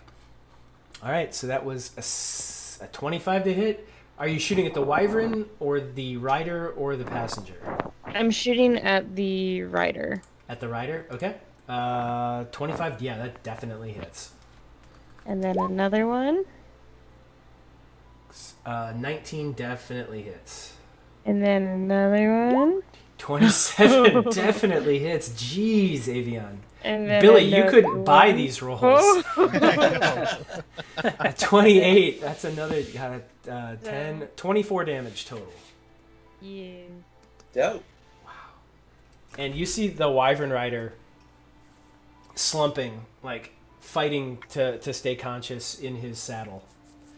The guy in the back's like patting him on the back rapidly, like yelling at him, yelling something at him, like trying to like Are we hold there him yet? up. Yeah. All right, Avion, anything else? That's my turn. I think I'm good. Okay. Their turn. So yeah, this guy is like rocking in his saddle. The guy on the back's trying to keep him up, and he like checks himself and comes to, and he's going to come at you and close the rest of the distance, Avion. Cool. And let's see. Then he's going to attack with his lance. However, it's going to be at a 1d6 minus false. It's his turn. He gets to make an intelligence save. At the end. At the end. At the end of his turn. That's correct. Okay. So here we go.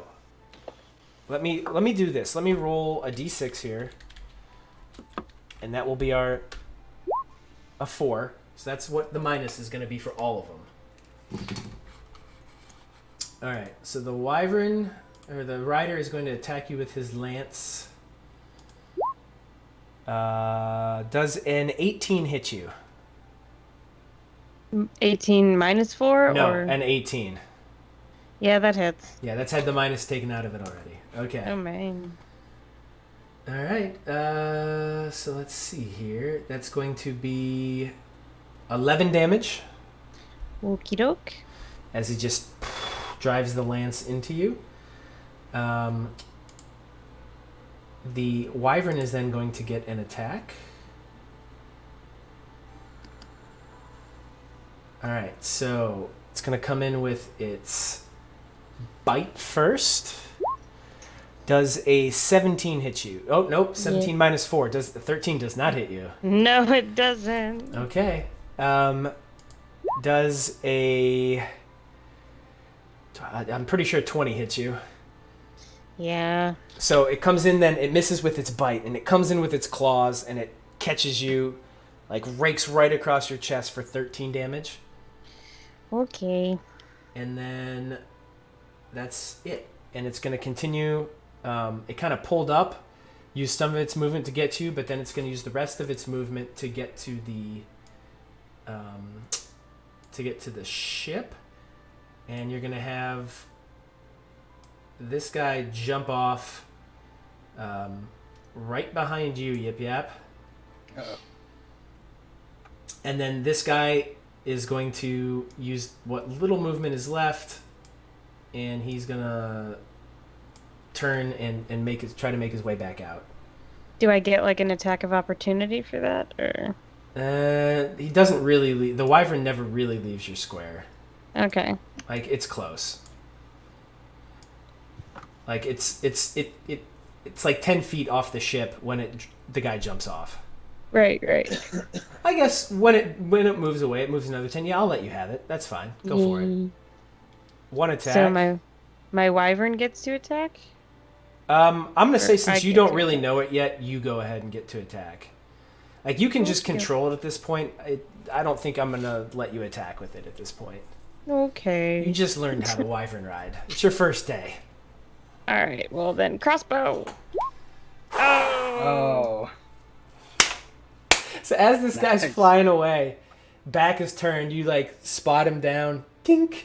You see this fly, and it hits him in the base of the neck, in the back of the neck. And you just see him crumple and just plummet off the side, and the wyvern just starts to fly away.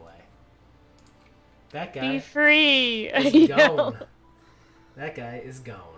Well, that made my turn a little less fun. Oh, Plan. there's a guy right in front of you. The wyvern at the back is going to use its turn to move 80 feet back up. So it's about 20 feet off of the where this deck height is right here. It's 20 feet below that. And the rider is going to use his... Oh, he doesn't have an angle, so no, he's not. So that's where they are. This rider is going to use his... They're going to use their 80 feet of movement, and that gets them to right about here. And both of these guys are going to jump off and onto this little outcropping that's on the ship, kind of onto the top, and they're holding on. And the wyvern uses its last 20 feet to back out and fly away. These guys then are able to get to about... I'll say this guy's able to get to... Hold on a second. This guy's able to get to about here with the jump. This guy's about there. So those guys have boarded. And we'll call that their turn. Make sure you give those two guys their intelligence saves. Ah, yes. The one wyvern gets his save, and that guy gets his save too. Okay. Yeah. The wyvern intelligence save. Was what, DC 18? Yeah, it is. Yeah, that's a fail. The wyvern fails, and old buddy here, he is going to. He just makes it with an 18. Oh. Okie doke. So the wyvern is still at a 1d6, but that guy is not. All right, Quill, you are up. Okay. I think Quill would stay fixated on the dude in the back, coming back up, and You can't see him. Oh yeah, he's dropped 20 feet. There, all you did is you saw him drop, and you have no idea where he's at anymore. Okay, so I'm gonna try to run. I can get here with my movement. Yeah, let's say like right about there. So I can't look over the edge. No, I don't think you're able, because there's some stairs you kind of have to go up and then move around. Yeah, I'll say you're not going to be able to get to the edge. Okay, so that being said, I'll still take that movement. So yeah, I can move. Yeah, I guess yeah, with the stairs it'd probably be a little bit. Like you can get to like maybe just right there. Okay. And still cannot see that dude because he's 20 feet down. No, with the angle you don't. He's right up on the ship, so you don't have the angle to see him. You can see this guy right here engaged with the ship's crewman, but that's all you can see. Okay. So I'm going to. I prepared very poorly. I did not know we were going to be on an airship, so all my prepared spells really suck. Come on. So I'm going to go ahead and do a conjure animals. I was waiting for that. Okay, let me roll. Which level are you pulling? What CR? I'm just going to go ahead and go because it gets 1 beast at 2. I'm going to go 2 beasts at 1. Make it a little bit easier, not be a jackass for 8 animals. So let me see what you pull up. You get a giant octopus. That's awesome. And Perfect. you get a giant toad. Yes! I'll take that giant toad and octopus. Okay, so if you just give me 1 second, I will pull them up. So what else are you going to do with your turn while I pull these guys up? I think with my turn, I used my movement. I already did that. Bonus action, I'm actually just going to... That's all I'm going to really do. And I'm going to cast and I can cast them up to... Look at this.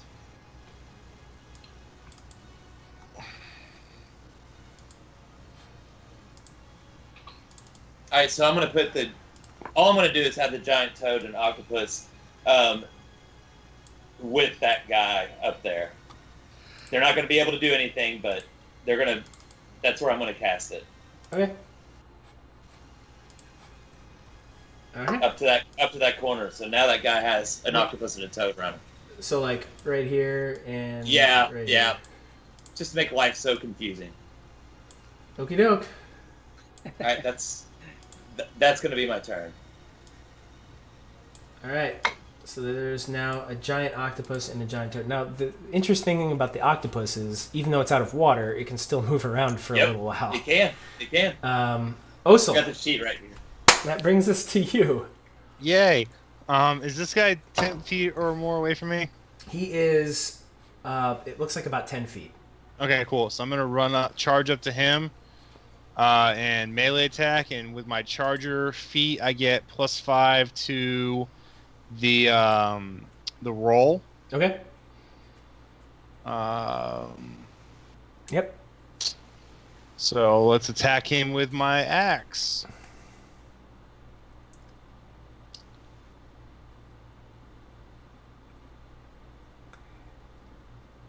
Is a 32. Yeah, did that hit? I think a 32 hit. It just hits. Good. Okay, cool. Double check that. Yeah. Yes, 32 hits. All right, 15, and I'm gonna do my divine smite. So I'm gonna deal an extra 2d8 radiant damage. Okay. So another 10 damage, Okay. and I'm gonna attack it again. Second attack.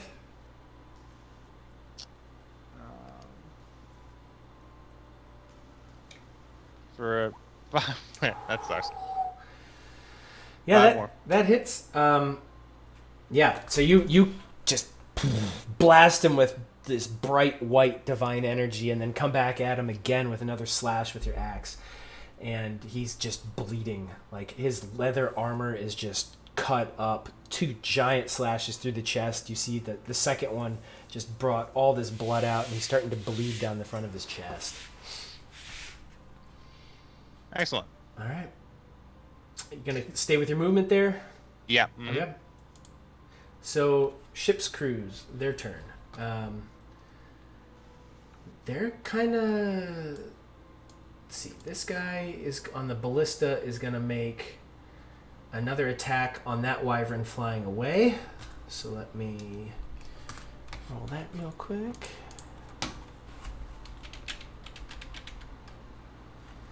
And he hits it. It doesn't do a whole lot of damage to it as it's going away.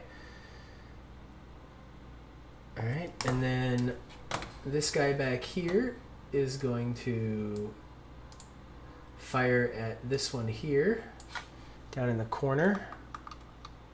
Move it down just a little bit. There we go. And let me see what he does. That's Wyvern 4. He also hits that. And that brings us there. Okie doke. Alright, and then this guy is going to attack this fighter dude here. And he's going to miss with the first, hit with the second, and miss with the third with his dagger. So scimitar, scimitar, dagger. All right, and that's going to be miss, hit, for 8 damage. Okay, let me mark that, and he is taken care of. That is fighter 2. Okie doke. Yeah, that's about it for them. Yip yap. So I'm gonna reach out and to the dude next to me, and I'm gonna shocking grasp him. Maybe. Hopefully.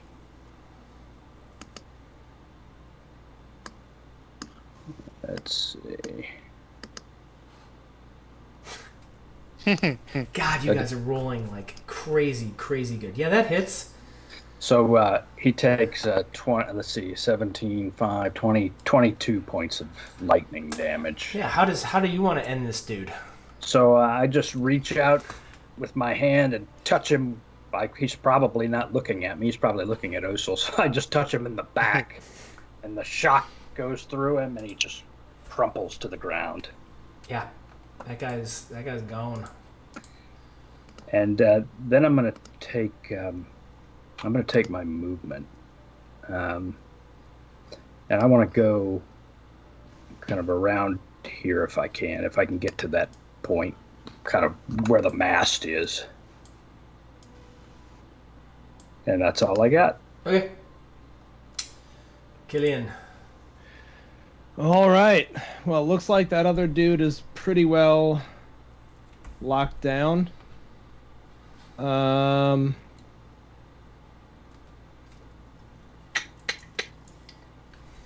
I think Killian will continue to fly like a few feet above the deck. Which wyvern was flying away again? I'm not sure I saw the ping. So this one here. Yeah. And It's flying away. Yes, Like, it seems like it's... the one near the back of the ship and the one that's near Avion. That one. Gotcha. All right. And these two dudes were on that wyvern or on something else? They're now on the ship. On the ship. They Yeah, all right. boarded. And this one looks like he looks in his token?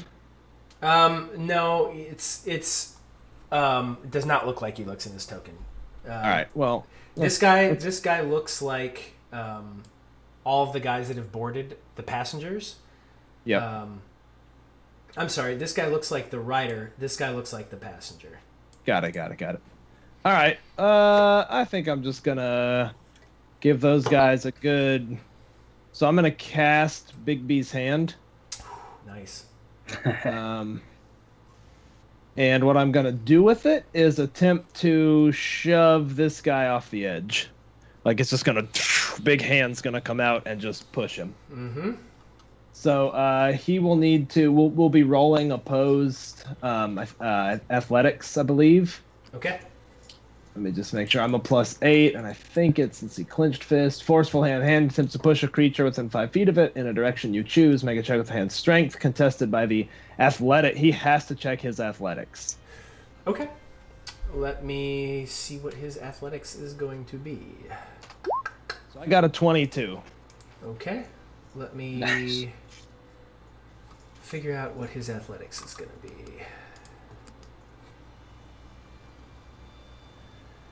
And I can push him 35 feet. Wait. 5 times. Yeah, 30 feet, sorry. So the hand's just going to, like, Killian's going to stick his hand up, and a big blue hand is going to, like, blow up coming out of his hand, like, chase across the deck and just try to shove him out into That's awesome. the ether.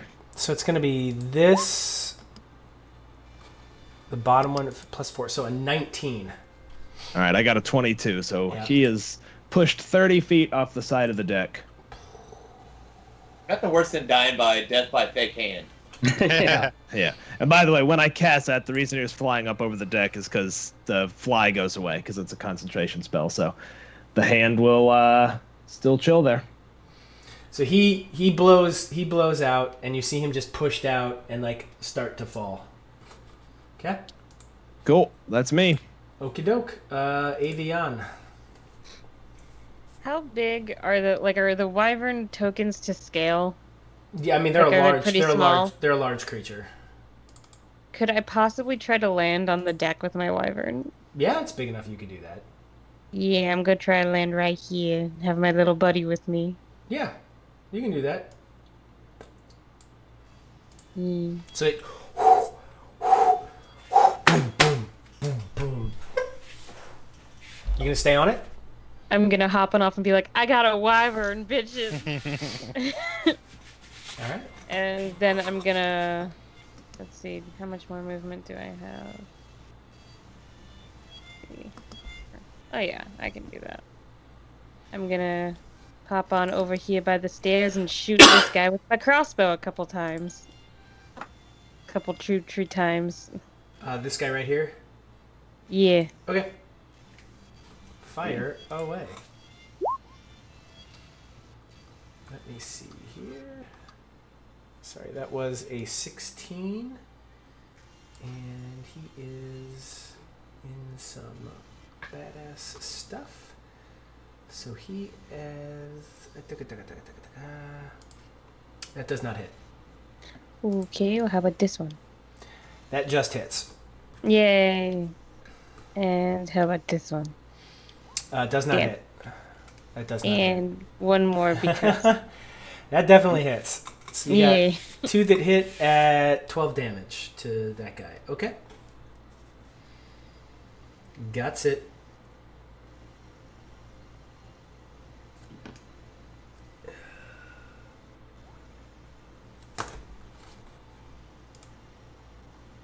Okie doke.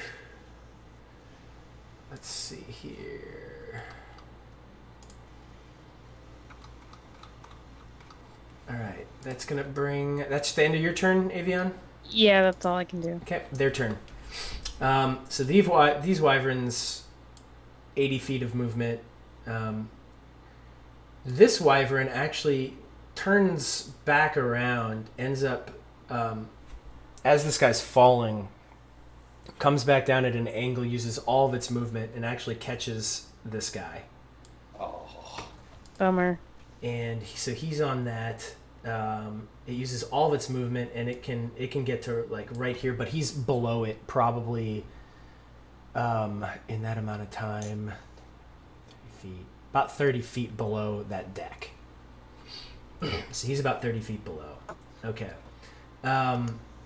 This wyvern and rider in the back are going to use their movement to come up. And it's going to go about probably 15 feet over the deck height. And then fly over. And let me check his movement there. So he used about 20 to get up. Plus that another 35. So he's got... What did I say? There were 80 feet of movement. So yeah, he's got another 45 to go. So he can make it to... Yep. So he comes right here. And he's going to attack you, Quill. Okay. So the guy's going to try to lance you first. Does an 18 hit? Yes. Okay, so that's going to be 11 damage. Okay. And then the wyvern is going to attack you.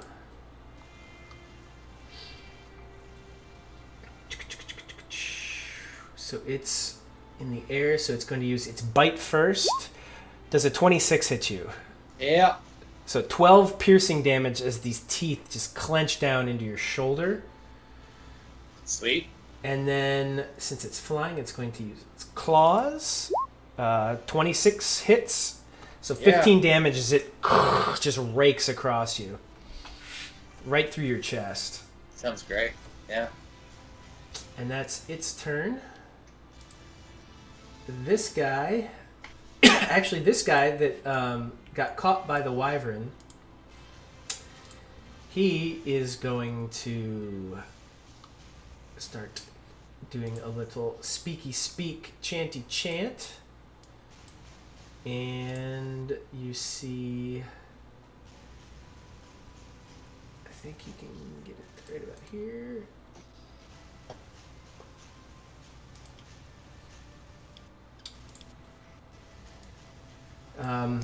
You see a pretty ugly looking dude show up. Sorry, DM. Yeah. He was chanting and moving his hands. He was not moving his hands. He was just talking.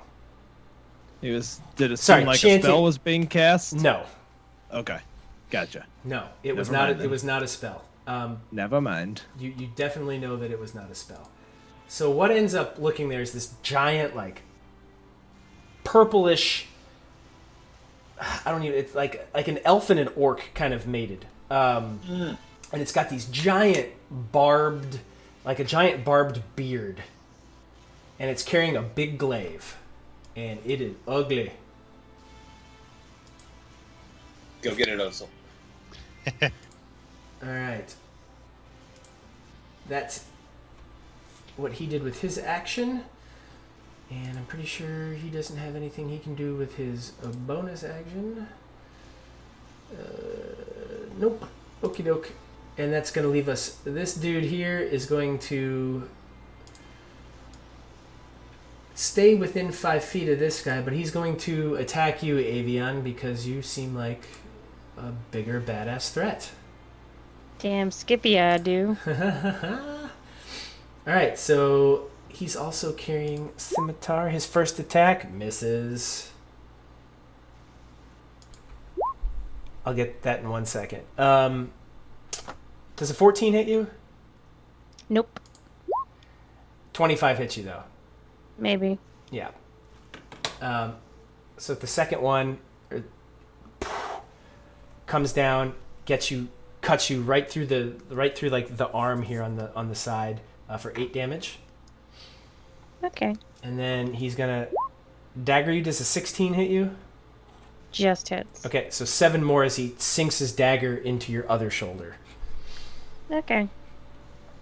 Steve, since you had popped out, you had pushed him off. The wyvern had come back around and picked him up. It had caught him. Got it.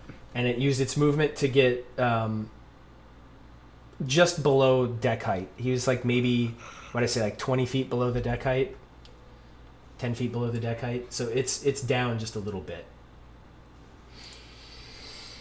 Okie doke. This poor guy back here is surrounded by a giant toad, a giant octopus, and a ship's crew is just going to turn and take a swing on that octopus. Bring it.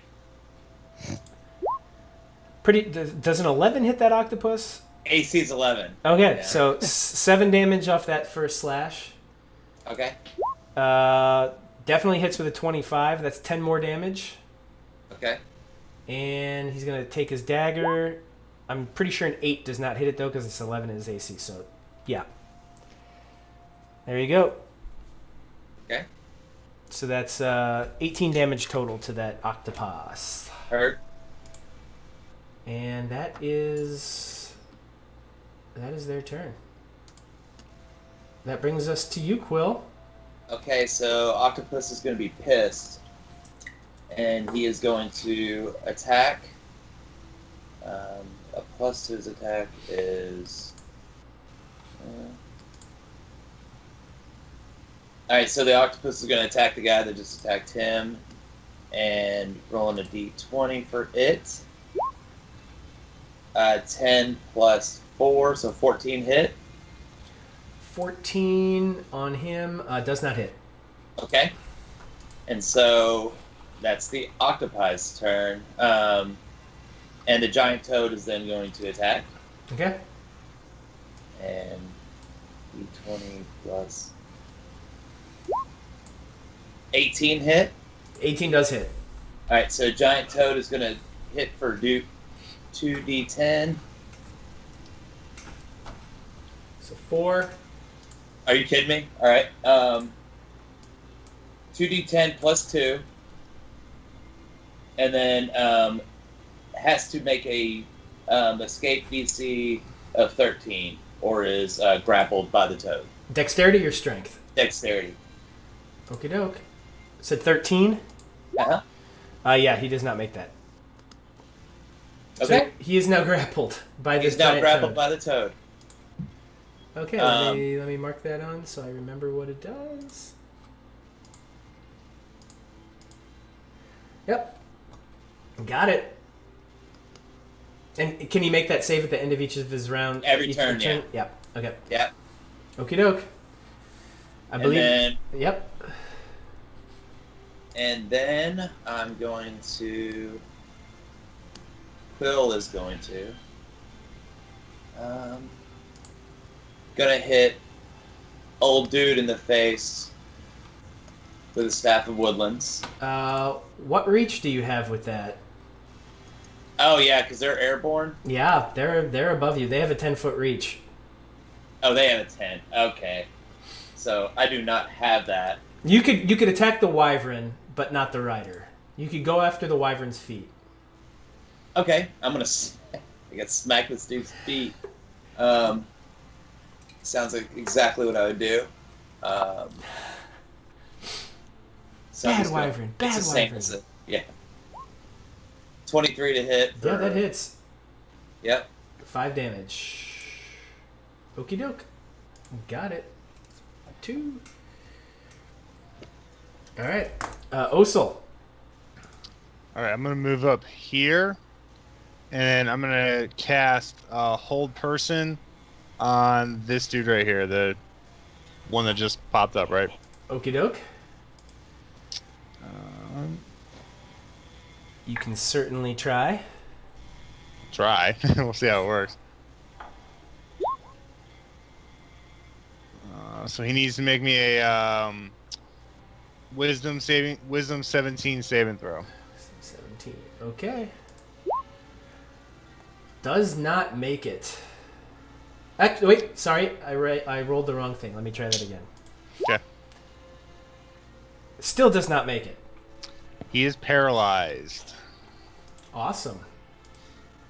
So your command is... Oh no, sorry, it wasn't command. It was Hold Person. Oh, Hold Person? Yeah. Okay. But it's still DC 17? It is still DC 17, yep. Okay. Got it. Alright. Yeah, so paralyzed for the duration. I can check at the end of my turn, so let me mark him as paralyzed. Mm-hmm.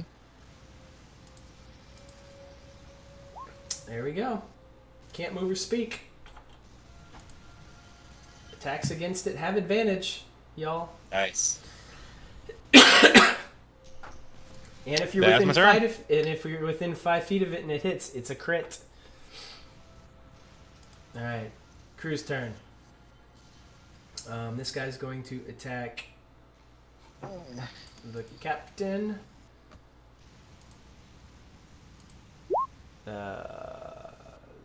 That is a hit. An 8. Okay. Second attack, also a hit. 5. And with his dagger, also a hit. 7. That dude did some work right there. So you see him just sink. This guy is kind of freaked out by the wyvern, but he's still manning his ballista. He's going to take a shot at this guy down here. And let me manually roll this down here. Okay, that's a hit. And that is another 10 damage on that wyvern. As sails right through, and it catches it kind of in the arm, because its wings are part of its arm, and it just kind of cuts into that. These guys over here are going to keep looking out and scouting. This guy hops up here, uses all his movement to get up here, but he's still not close enough to be able to get to that. This guy is going to attack old buddy here, who is grappled. Yeah.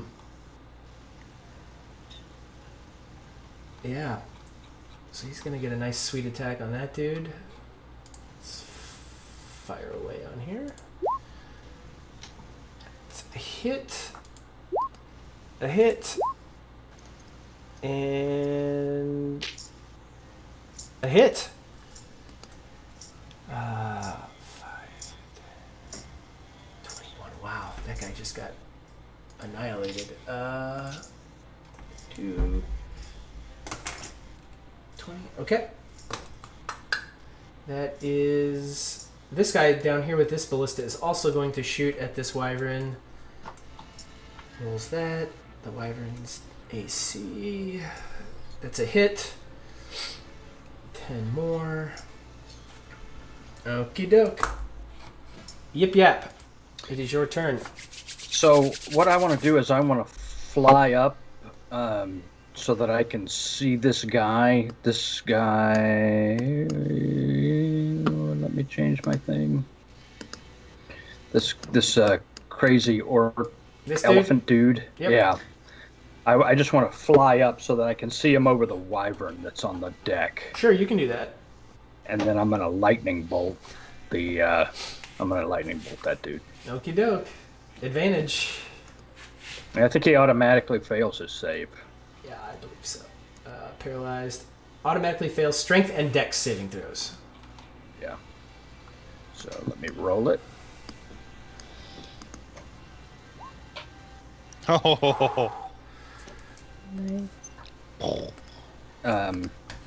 So he takes up +5, so 39 points of lightning damage. God, that's brutal. It's 39? Yeah. Jesus. Okie doke. And that's all I got. Killian. All right. Well, first I will, with my bonus action, move Big B's hand to that guy and try to just grasp him. Okay. Which will just make him grappled. Yep. Hold on, wait. Is it just a bonus action to do that? It might be my full action. If that's the case, I'm not going to do that yet. Sorry, let me see. That's weird. I need to look at it on D&D Beyond real fast, because it is... Here we go. Bigsby's hand. You want to grasping... Use the hand strength score. And as a bonus action on subsequent turns. All right, sorry. Yep. That's a huge block of text, so I couldn't find it. Yep. Yeah, it will move over and try to grapple him. Okay. And he's medium, so I get advantage on the roll. Yep. Oops. right, so I got a 10 plus 8, so I got an 18. Is what I actually got there. An 18? Okay, and I'm opposing Yep. it with my strength, right? Yes. A strength save? Nope, just his strength bonus. Or it's a grapple check, so it's either athletics or acrobatics is what he gets Okay. to roll. I'm just gonna roll this then. Yeah, not gonna make it. So he is All right. grappled.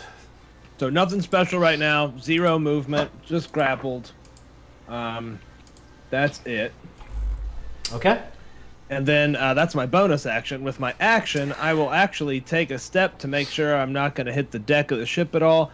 And I'm going to hit that paralyzed dude while he's paralyzed with a level 7 disintegrate. Jeez.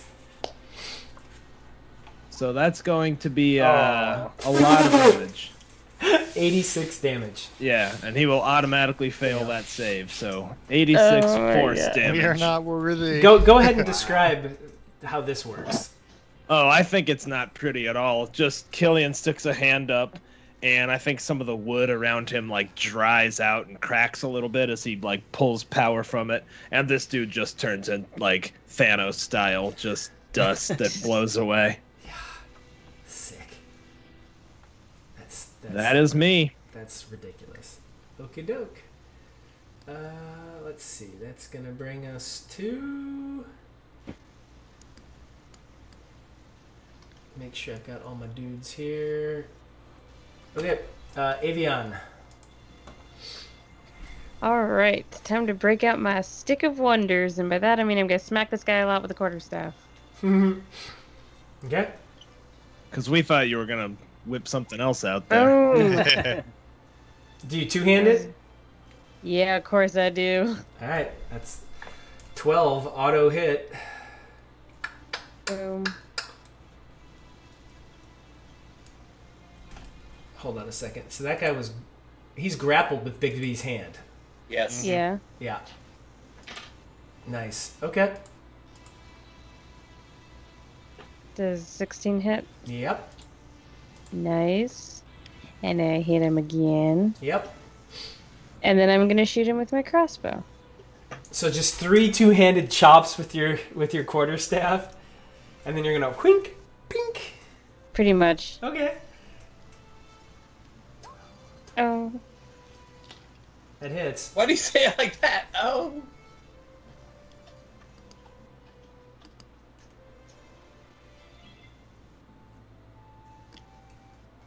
Okay. Got it. Okie doke. Their turn. Alright, so at the end of their turn, they can make their. Against Bigby, is it at the end of his turn he can oppose to try to get out of it? Yeah, he can spend his action to try to break Action the to do grapple. It's his action? Okay, yep. Alright, so he's gonna strength check attempt to get out of that. And it was what, a DC 18? I roll it. Oh, okay. So I got a 22 because I take the 14 and it's a +8. He had a 20, so he's still grappled. Chump. This guy back here is grappled by the toad, so he is going to attempt to break that. I can tell you right now he is not going to do that. So he is still grappled by the toad. Old buddy here with you, Osil, with your hold person. Isn't he dead? No, yeah, that's right. He is dead. Forgot about that. Forgot to mark him out. Thank you very much. So that guy's done. That guy's done. This guy's gonna make another attack on you, Quill, with his lance. With his lance. His land. Does an 18 hit you? Absolutely. 11 damage, please. And then the wyvern is going to land, and it's going to bite you. Does a 15 hit you? Nope. Okay. And now it's going to use its stinger. Does a 19 hit you? Yes, sir. Okay, I need you to make a DC 15 Constitution save, please.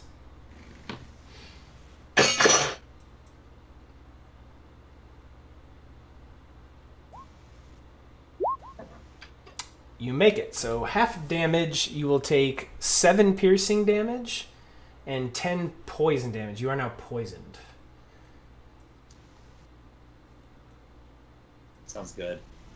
No, you made it. Never mind. You are Yeah, not I made poisoned. it. You just Yeah. take the 7 you take the 7 damage there, but you still take poison damage, but you're not poisoned. Do I take the 10 too? You take So the 17 10. Say 17 total. You are not poisoned. Good. Okie dokers. And then lastly, this guy is going to... Let's see. What is his movement here? He gets 80 feet.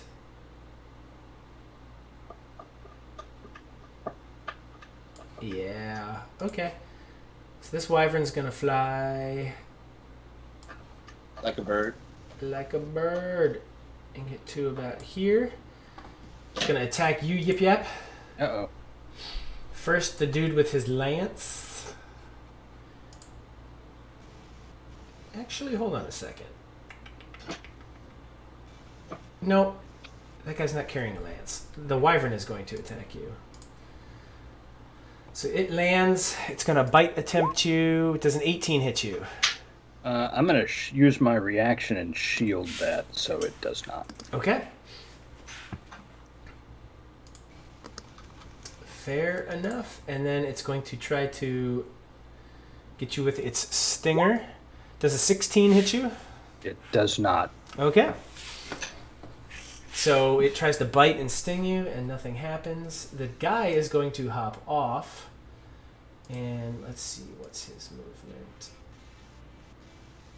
Yeah, he's going to come up here. Okie doke. And he is going to... He is going to do some casting here. Well, he can certainly try.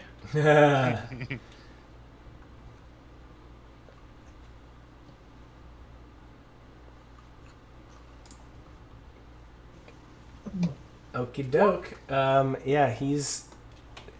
So you cast that at what, 3rd level? Yeah. Yeah. So he does not. He So does not. can you tell me what spell it is? And that is if you're honoring my magic item. When I counterspell a spell, I can store it in my wand. Silence. Oh yeah, so just suck that spell right into the wand. Okay. That's disgusting. All right. Corey hates us. No, this is great. Let's see here. That's that spell. That's what he gets with that. And then let me see. He's going to get that back. Okie doke. And then... I believe that's all he can do. Yep. That's his bag. That's going to bring us to Quill. Okay, DM. Yeah. So, the octopus, on the bottom of the sheet, it says the octopus can only breathe underwater. Mm-hmm. So I just have to be honest. Yeah. So it's been 2 rounds. Would it still be active? I mean, that's... Each round is 6 seconds. That's 12 seconds. So it's holding its breath, just whipping. Octopi can hold their breath for a for a pretty while. long time. So I'll say it's still up. Okay. And then... Alright, so... The giant toad is going to make an attack roll. On old buddy again, +2, so that's 19. Yeah, it hits. And so his swallow action is going to come into effect. The toad makes 1 bite against the grappled target. If the target is swallowed, it is blind, restrained, and it takes 3d6 acid on the start of each turn. Druid life. Okay, go for it. Well, it takes the 3d6 on its turn, so he's right now in the belly of the toad. Okay. Noted. So remember to roll 3d6 here shortly. So And I'm going to use the toad's full movement to jump off the ship.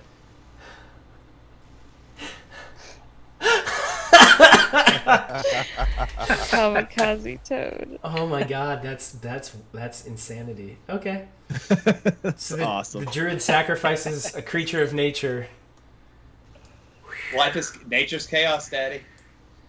Alright, so the toad jumps, dude in belly, and just his like lips are flapping in the wind. And this guy, yeah, he's now falling. That's ridiculous. I love that. I'm so happy. That's ridiculous. That's hilarious. That's just That's funny. so messed up. I know. So the speed of the octopus is only 10 feet. That really sucks. Yep. So he's going to move 10 feet closer to that next dude, which is not far. It's not going to be able to reach him. So he's just going to slothfully just kind of go across the deck. Yes, I'm coming. It's stickers just. I'm gonna get you. Yep. Commence to wiggling towards him. Yep. And then, oh god, this is so dumb. So, all right. With that said, I'm going to. Quill is now going to cast, which will break concentration, which means all of his little bitties go away. And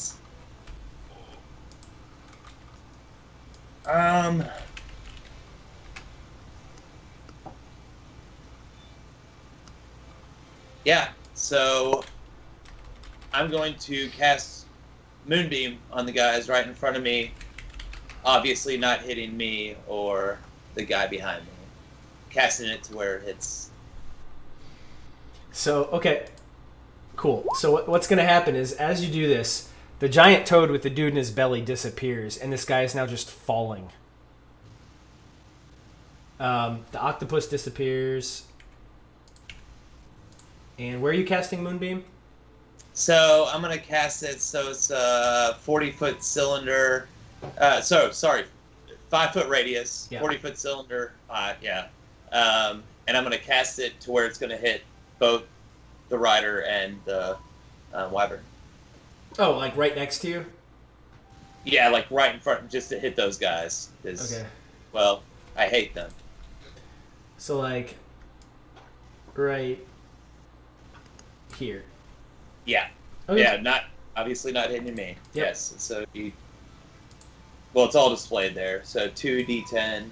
18 DC 18 con save on the rider and the wyvern. Okay. Yeah, they just see my eyes go white, and I kind of smirk as they just got done beating my ass. Yeah, And they both fail. So that's 25 points of damage. Ah, wow. Okay, so let's see here. That's wyvern 2 and rider 2.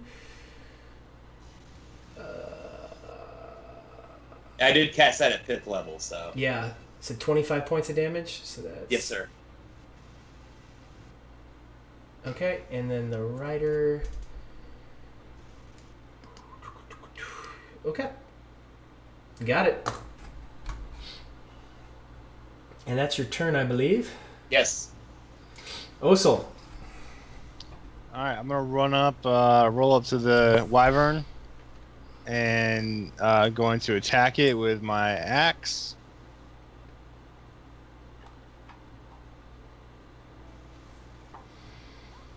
Oh, jeez. That's more like, that's the Billy I know and love. Yep. All right, I'll try it again. Yep. That hits. There we go. Definitely, All right, so that one definitely hits. Cool. So I'm going. It was charger, so I get my +5.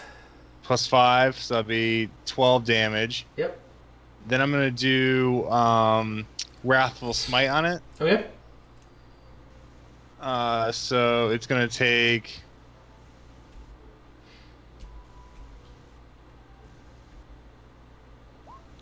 2 more damage. DC That's psychic damage. 17 wisdom save. Yeah, and a 17 wisdom save. It makes the save. Of course it does. All right. So two damage. Yep. Okie doke. Got it. All right. And I believe that's your turn. That's all I got. Okay. So this guy, I'm gonna just say it's gone. This guy is gonna move in here. This guy's gonna move in here. They're both gonna make attacks on the wyvern with their bad selves. To miss. That's a hit. And a miss. So that's 9 damage on that one there. What's that? Number 2. And then that guy's going to do the same thing. That's a hit. That's a hit. Oops, sorry, wrong one. And another hit. So it's a lot of damage. Okay. So they're staying outside of your moonbeam. So as this like ghostly white flame in a 40-foot tall cylinder, 10 feet in diameter, is just engulfing these two guys. These other ship's guys are just slicing and stabbing and really trying to lay into these things. Then this guy down here is going to attack old Bigby's hand holding this dude. And he's going to go... That's still a miss. That's a miss. That's a hit. Okay. So he's so like blown away by this giant hand to just holding this guy grasped that like he can't quite fathom it, and he's like and he stabs him. Gets him with the dagger. Okadoke. All right, and that's gonna bring us. Yeah, the other guys are gonna chill because the other things have gone away and they're happy. Yip yap. All right, so I'm gonna quicken a lightning bolt. Of course you are. Yeah, because I haven't done it in a while. And I'm gonna lightning bolt this dude right here. This dude right there. Sure. And get to my lightning bolt.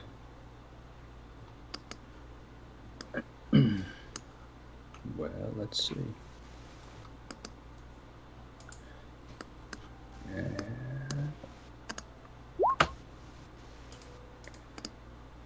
So he needs to make me a DC 18 dex save.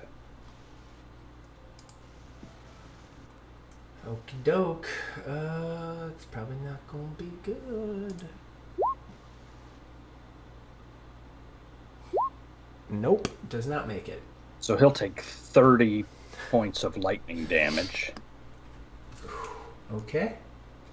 And then with my action, I'm going to shocking grasp the wyvern. Yes. Are you just grabbing it on the foot? Yeah, well, On the claw? I guess we're flying. I was No, flying already. Oh yeah, so it's on deck. Okay, so then I'll just grab it wherever I can. Sure. Let's see. As he does most of his prey. Yeah, that's right. 19. That's gonna hit for 8 So, damage. Got Actually, it. he'd take 13 damage. Oh, you're plus 5. Yep. Yep. And then I'm gonna since I can All right. move a since I can move. Oh, go ahead. Describe how you want to kill this wyvern. Go. Oh. Yeah, well, I'm gonna swoop down on him and kind of pat him on the head. Good wyvern, and shock him so that the electricity courses through him and he Just crumples. Yep. This giant creature collapsed on the deck. You actually feel it like rocks the deck a little bit when it fully collapses. And you hear Gage up there yelling, "I hope you guys got this under control." And he's just like madly steering, like full power captain sort of deal going on right now. I'm just gonna shout, "Don't look, Rebecca!" Rebecca. Yes, my wyvern's name is Rebecca. That was her best friend. That was Stacy. Killian. All right, I will first bonus action to have the fist crush the dude that it's grasping. Okie doke. Yes. And I believe that's just a straight 2d6 plus my spellcasting modifier. So that's going to be 14 damage. Okay. And then I'm just going to put a old firebolt into him, I believe. Before you do that, as you're squeezing, go ahead and describe what happens as Bigby's hand Oh, yeah. closes I think around this Bigby's guy. big glowing hand just squeezes, and you sort of see him bulging, and then just and bits kind of squish between the fingers of the hand. Sick. So you just see like Gross. bodily fluids like squeezing out, and like the armor falls down, and like the scimitar kind of goes to the side, and the dagger falls out, and like the hands are on the outside, so like the hands just kind of slough down and hit the deck. So yeah, it's like a scimitar in one hand and a dagger in the other, just laying there on deck. Nice. Awesome. Killian's juicing our foes. Say that one more time. I said Killian's just juicing our foes. Yeah. So there's one wyvern left standing. No, this one is down. Sorry, yes, there is just one. Yeah. Yep, that's correct. All right, I'll put a firebolt into that one. Obviously, not shooting Rebecca. That would be horrible. Yeah, don't shoot Rebecca. She's my baby. Go for it. Yeah, that's gonna hit. And I'm going to use. So when I counterspelled that, I got an overcharge. So I'll dump that in too. So it's 30 damage. Okay. So yeah, you just inside this white cylinder, you see this firebolt just go into it, and like for a second, everything turns this weird shade of orange and yellow, not like a normal firebolt, and then like it coalesces back into the ghastly white flames that are encompassing this wyvern and rider. Okie doke. Nice. Avion. What am I gonna do? I know what I'm gonna do. I'm gonna move right up here to the base of the stairs. And then I'm gonna shoot this guy with my crossbow a bunch of times. Go for it. Because if it ain't broke, why fix it, right? Sure. Boom. Hit. Boom. Hit. God, you are rolling on crazy fire tonight. Boom. Miss. And boom. Just hit. So that's Yay. 19 damage to that guy. Okie doke. And can I try and, like, command Rebecca to attack him? Make an animal handling at disadvantage. Okay. Can I use one of our divine rerolls to just make it at normal? Sure. Okay. Ah! Rebecca! Yeah, she just totally like backs down. Is not gonna do that. She like puts her head We don't know down. each other that well. So yeah, sorry, Rebecca.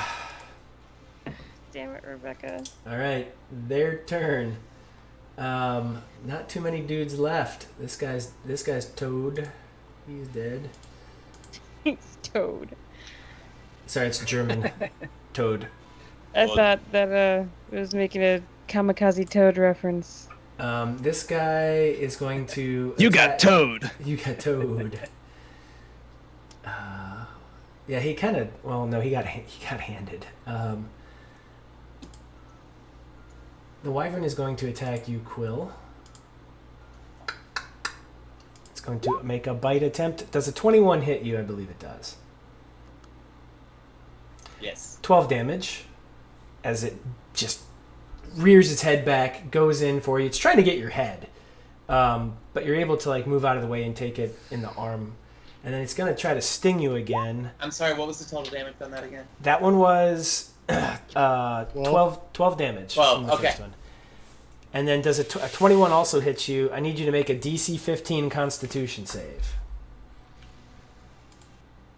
Yo.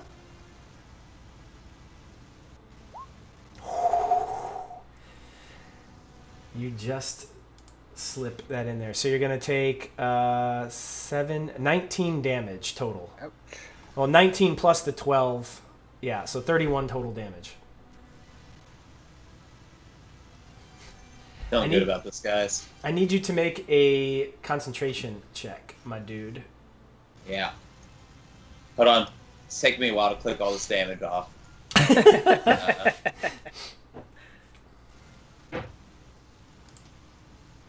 And concentration. Yep. Okay. Just roll a d20. D20 heard.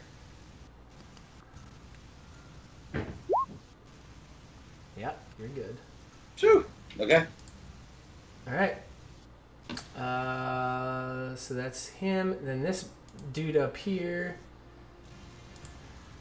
Ah, man, I haven't even been able to use any. Okay.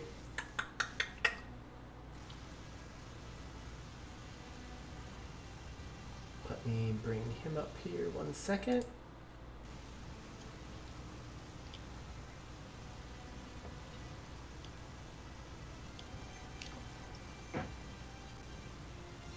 Okay. Okay, so he's gonna cast a spell. So you see him start to cast. Corey, I'm going to use my reaction and counterspell it. Okay. What level? Beat me to it. Third level. Third level? Really bad day for this guy. Yeah, so he's doing this at, let's see, what level is he going to cast this at? Yep, so that spell fails too. Awesome. Right.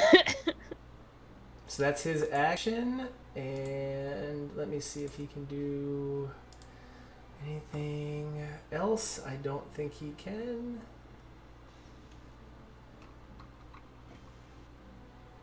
Because I think he is effed. Yep, he's done. Fuck it. He's gonna Jump. No, he's just gonna get. He's gonna get up here next to Gage. Like at the base of the steps, he's gonna start trying to make his way up, and that's their turn. Quill. All right, so I'm gonna bonus action move the moonbeam away and move it back in, burning these mothers of pearls, just smiling at them. Okay, so you move it out, you move it back in, so they take. Go ahead and roll. Really? I don't remember. A 1 and a 10. So it's 11 damage. Okay. Well, they have to do a dexterity saving throw. Yep. Blah, blah, blah, blah, blah. It is, against 18. 18, that's a fail, and also a fail.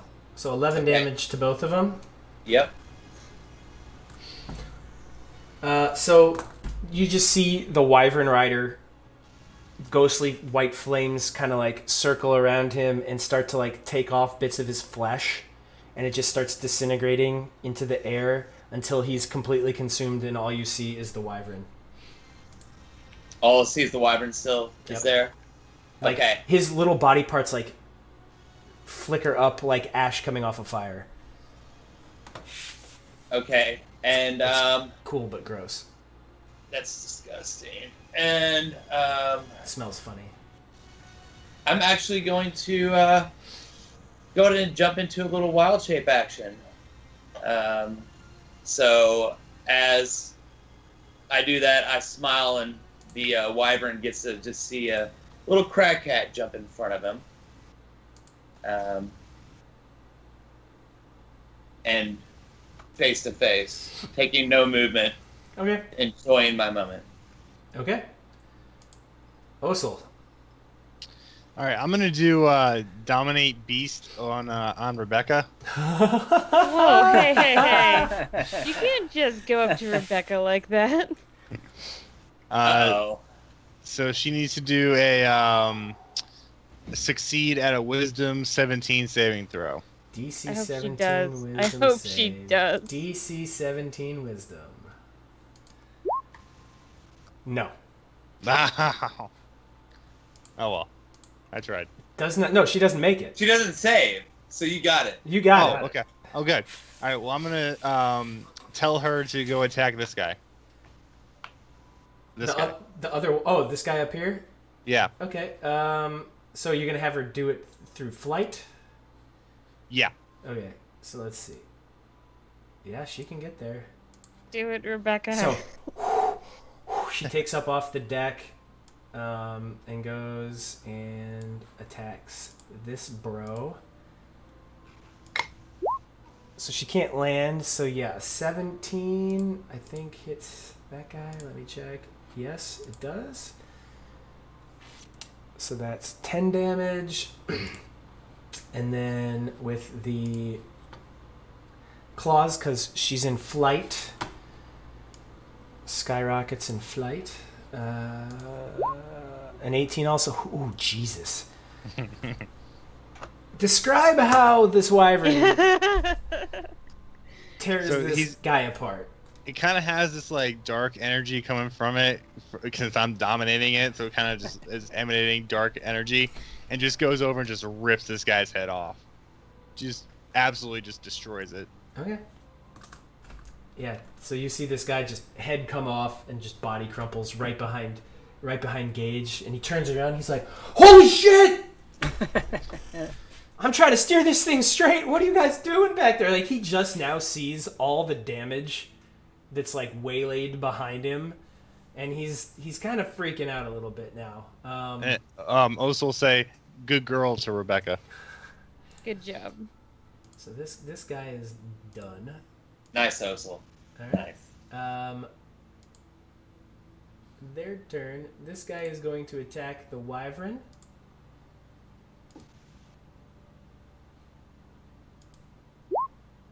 That hits. That hits. That does not hit. No, but that does hit. 14,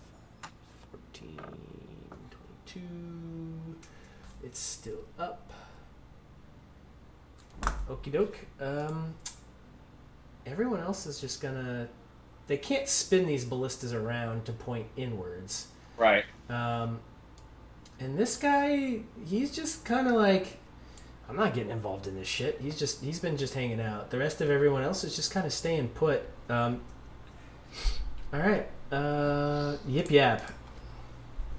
So it looks like the only thing on the board is this wyvern. That's correct. All right, I'm gonna throw a firebolt at it.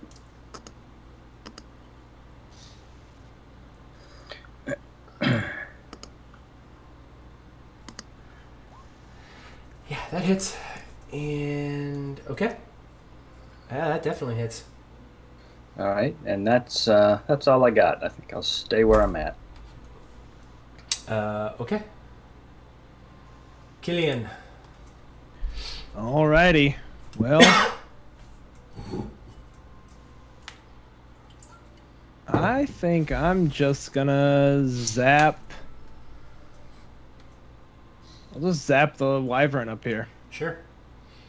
Just gonna hit it with an old firebolt. I've burned through some spells, so looks like we got this well in hand.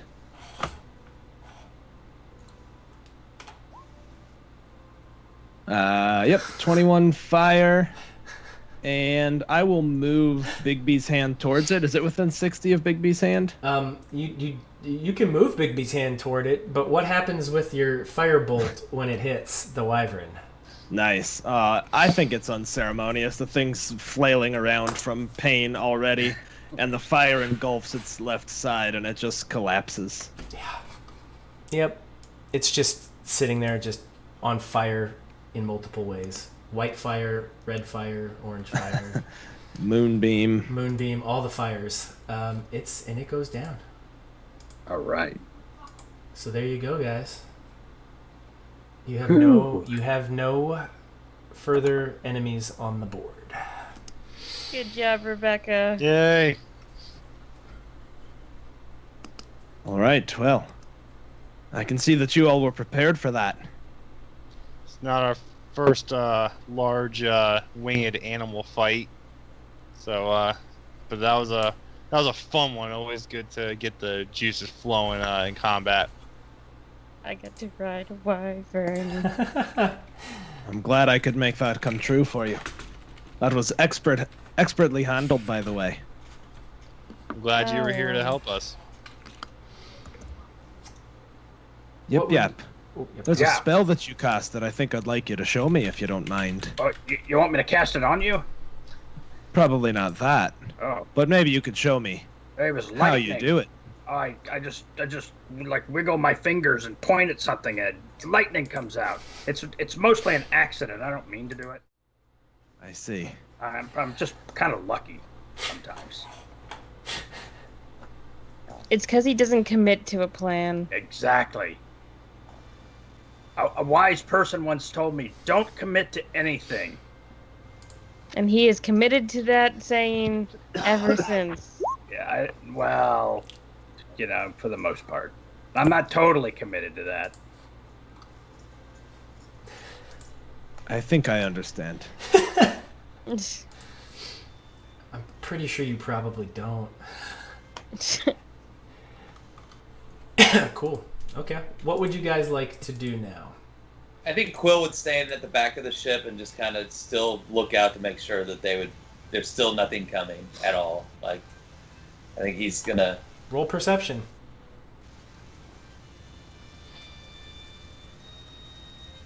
We should continue on to Starmantle. I think the shards might be able to be destroyed there.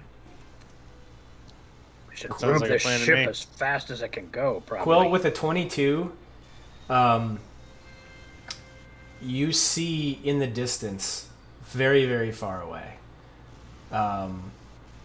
another airship making its way toward you. Okay, so with that, I'm just gonna shout, and it's behind us, right? Yeah. I'm gonna be brushing off and smearing some of the blood off my face, and I'm gonna cast Cure Wounds on myself as I tell everybody, we have company. Okay.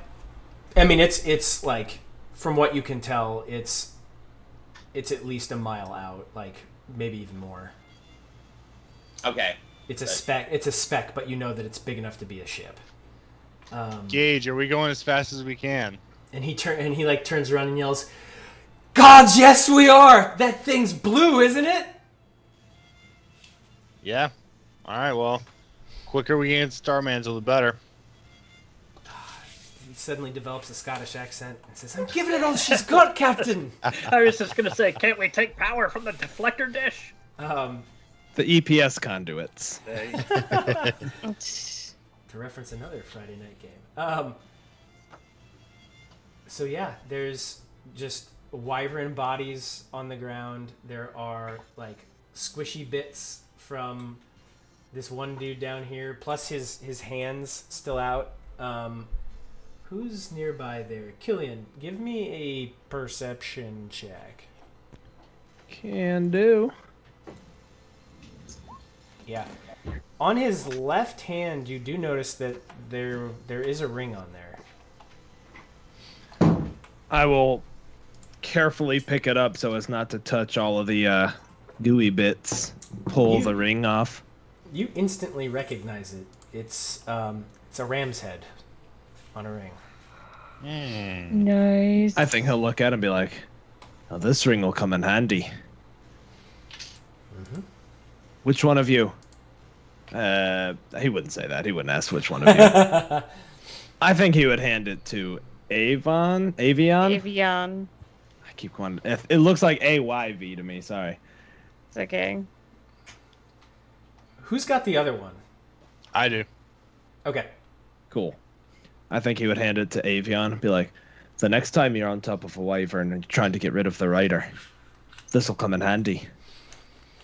Nice. Thank you. I'm not one for gaudy jewelry, but I think this time I'll accept it.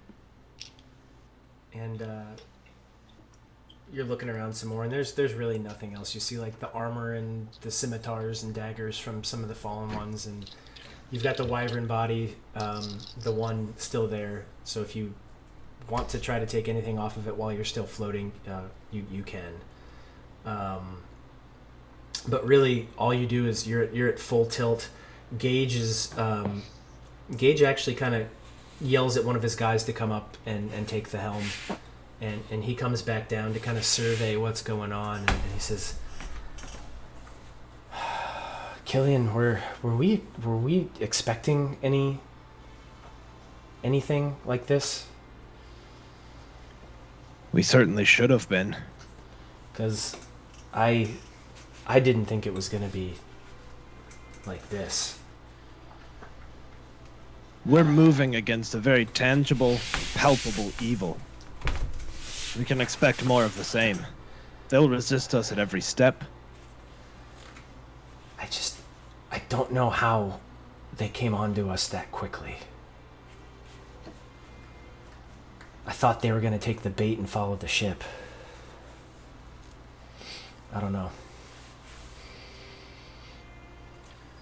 What are you guys carrying? Are you guys carrying anything funny? I know you've got the shards. Did anybody give you anything? I have a ring that was given to me. Let me see that. Do you hold? Take Are you it off. Are you wearing it? Yeah, take it off and hand it to him. Yeah, it's the same. It's the same ring that dude was wearing. Like, it's the ring of the ram. Both of them, when you see it though, like both of the eyes on the ram have little red rubies inlaid into them. It was, who gave this to you? A ranger that helped us through to get to the Sensu's ship. He gave it to us as a parting memento. Interesting. Okay. He goes, well, let's keep our eyes and ears open, and hopefully I can keep this thing going fast enough to get us to Starmantle. And you guys kind of like come down off the battle high. His crew starts cleaning up the deck. They like just start chucking bodies off the side, throwing off, whatever they can. Quill, are you going to try to do anything with that one wyvern? Take its claws or its teeth or anything? Its stinger? I'm going to investigate and try to maybe see what I can get off of it. And the saddles that they have, you said they're real ornate? They're like war different? saddles. They're not ornate. They're just like they're the equivalent of a like a war saddle on a war horse. Okay. So yeah, I'm just going to see what I can find off of this guy. Yeah, I'd say you can probably get a couple of teeth, a couple of claws. You're not quite sure about the stinger, so you don't really want to mess with it. But I'd say you can get 4 teeth and 2 claws pretty easily. Okay. All right, so I'm definitely going to do that, and I would very much like to get around the crew and do a mass cure wounds if something's behind us. Sure. And I will burn that other spell slot. I know we're wrapping up. And you guys, everybody kind of heals up, feels good. You dump the rest of the body of that wyvern off. You start just dumping everything off that you can. Guys are starting to scrub up the blood. They're restocking ammunition for the ballistas, and Gage had moved back up to the front. And you notice that what was following you has peeled off, and it has started to go it's peeled off. You saw it go south, maybe a southeastern route, where you're going more east, and it kind of disappears. It disappears from view, and the day kind of comes to a close. You've been flying, most of the day, and this fight's taken a little bit of time. But sunset comes, and as you start, as the sun's going down, you begin a descent as well. And you hear Gage yell from the front, "Our destination has been sighted. Before you, the ruins of Starmantle."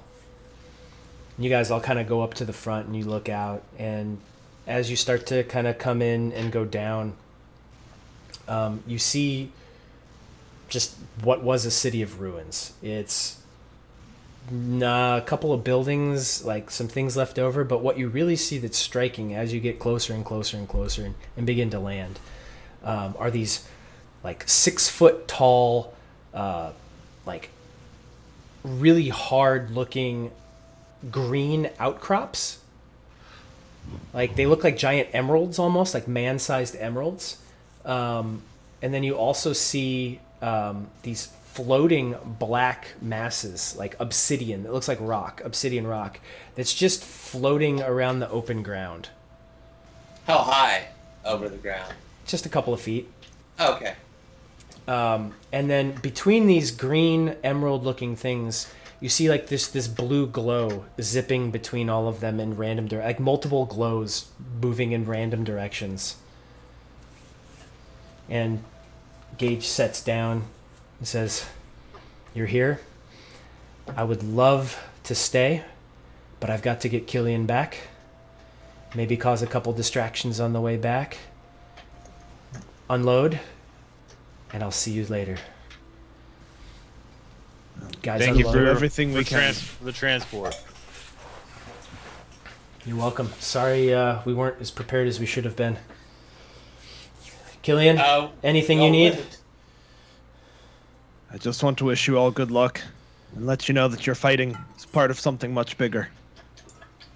Can I buy your wand? Can I purchase your wand? I'm afraid not, no. It's a bit priceless to me. Okay. You seem really cool. It is very cool, yes. Well, with that, Thank you for everything, Killian. You've been a great help. you're very welcome. Good luck to all of you. And with that, you guys have unloaded. Ship powers up and goes back more to the north, and it takes a different route than you guys came in. And that is where we're going to leave you. Set up camp here at the Ruins of Starmantle. So, awesome. Thank you, everybody. Let's get ready here, because in 2 weeks is going to be the final episode. The end of the Shards. So, thank you for sticking with us, everybody. Coach, thank you for the bits, my man. And let's go ahead and launch a raid.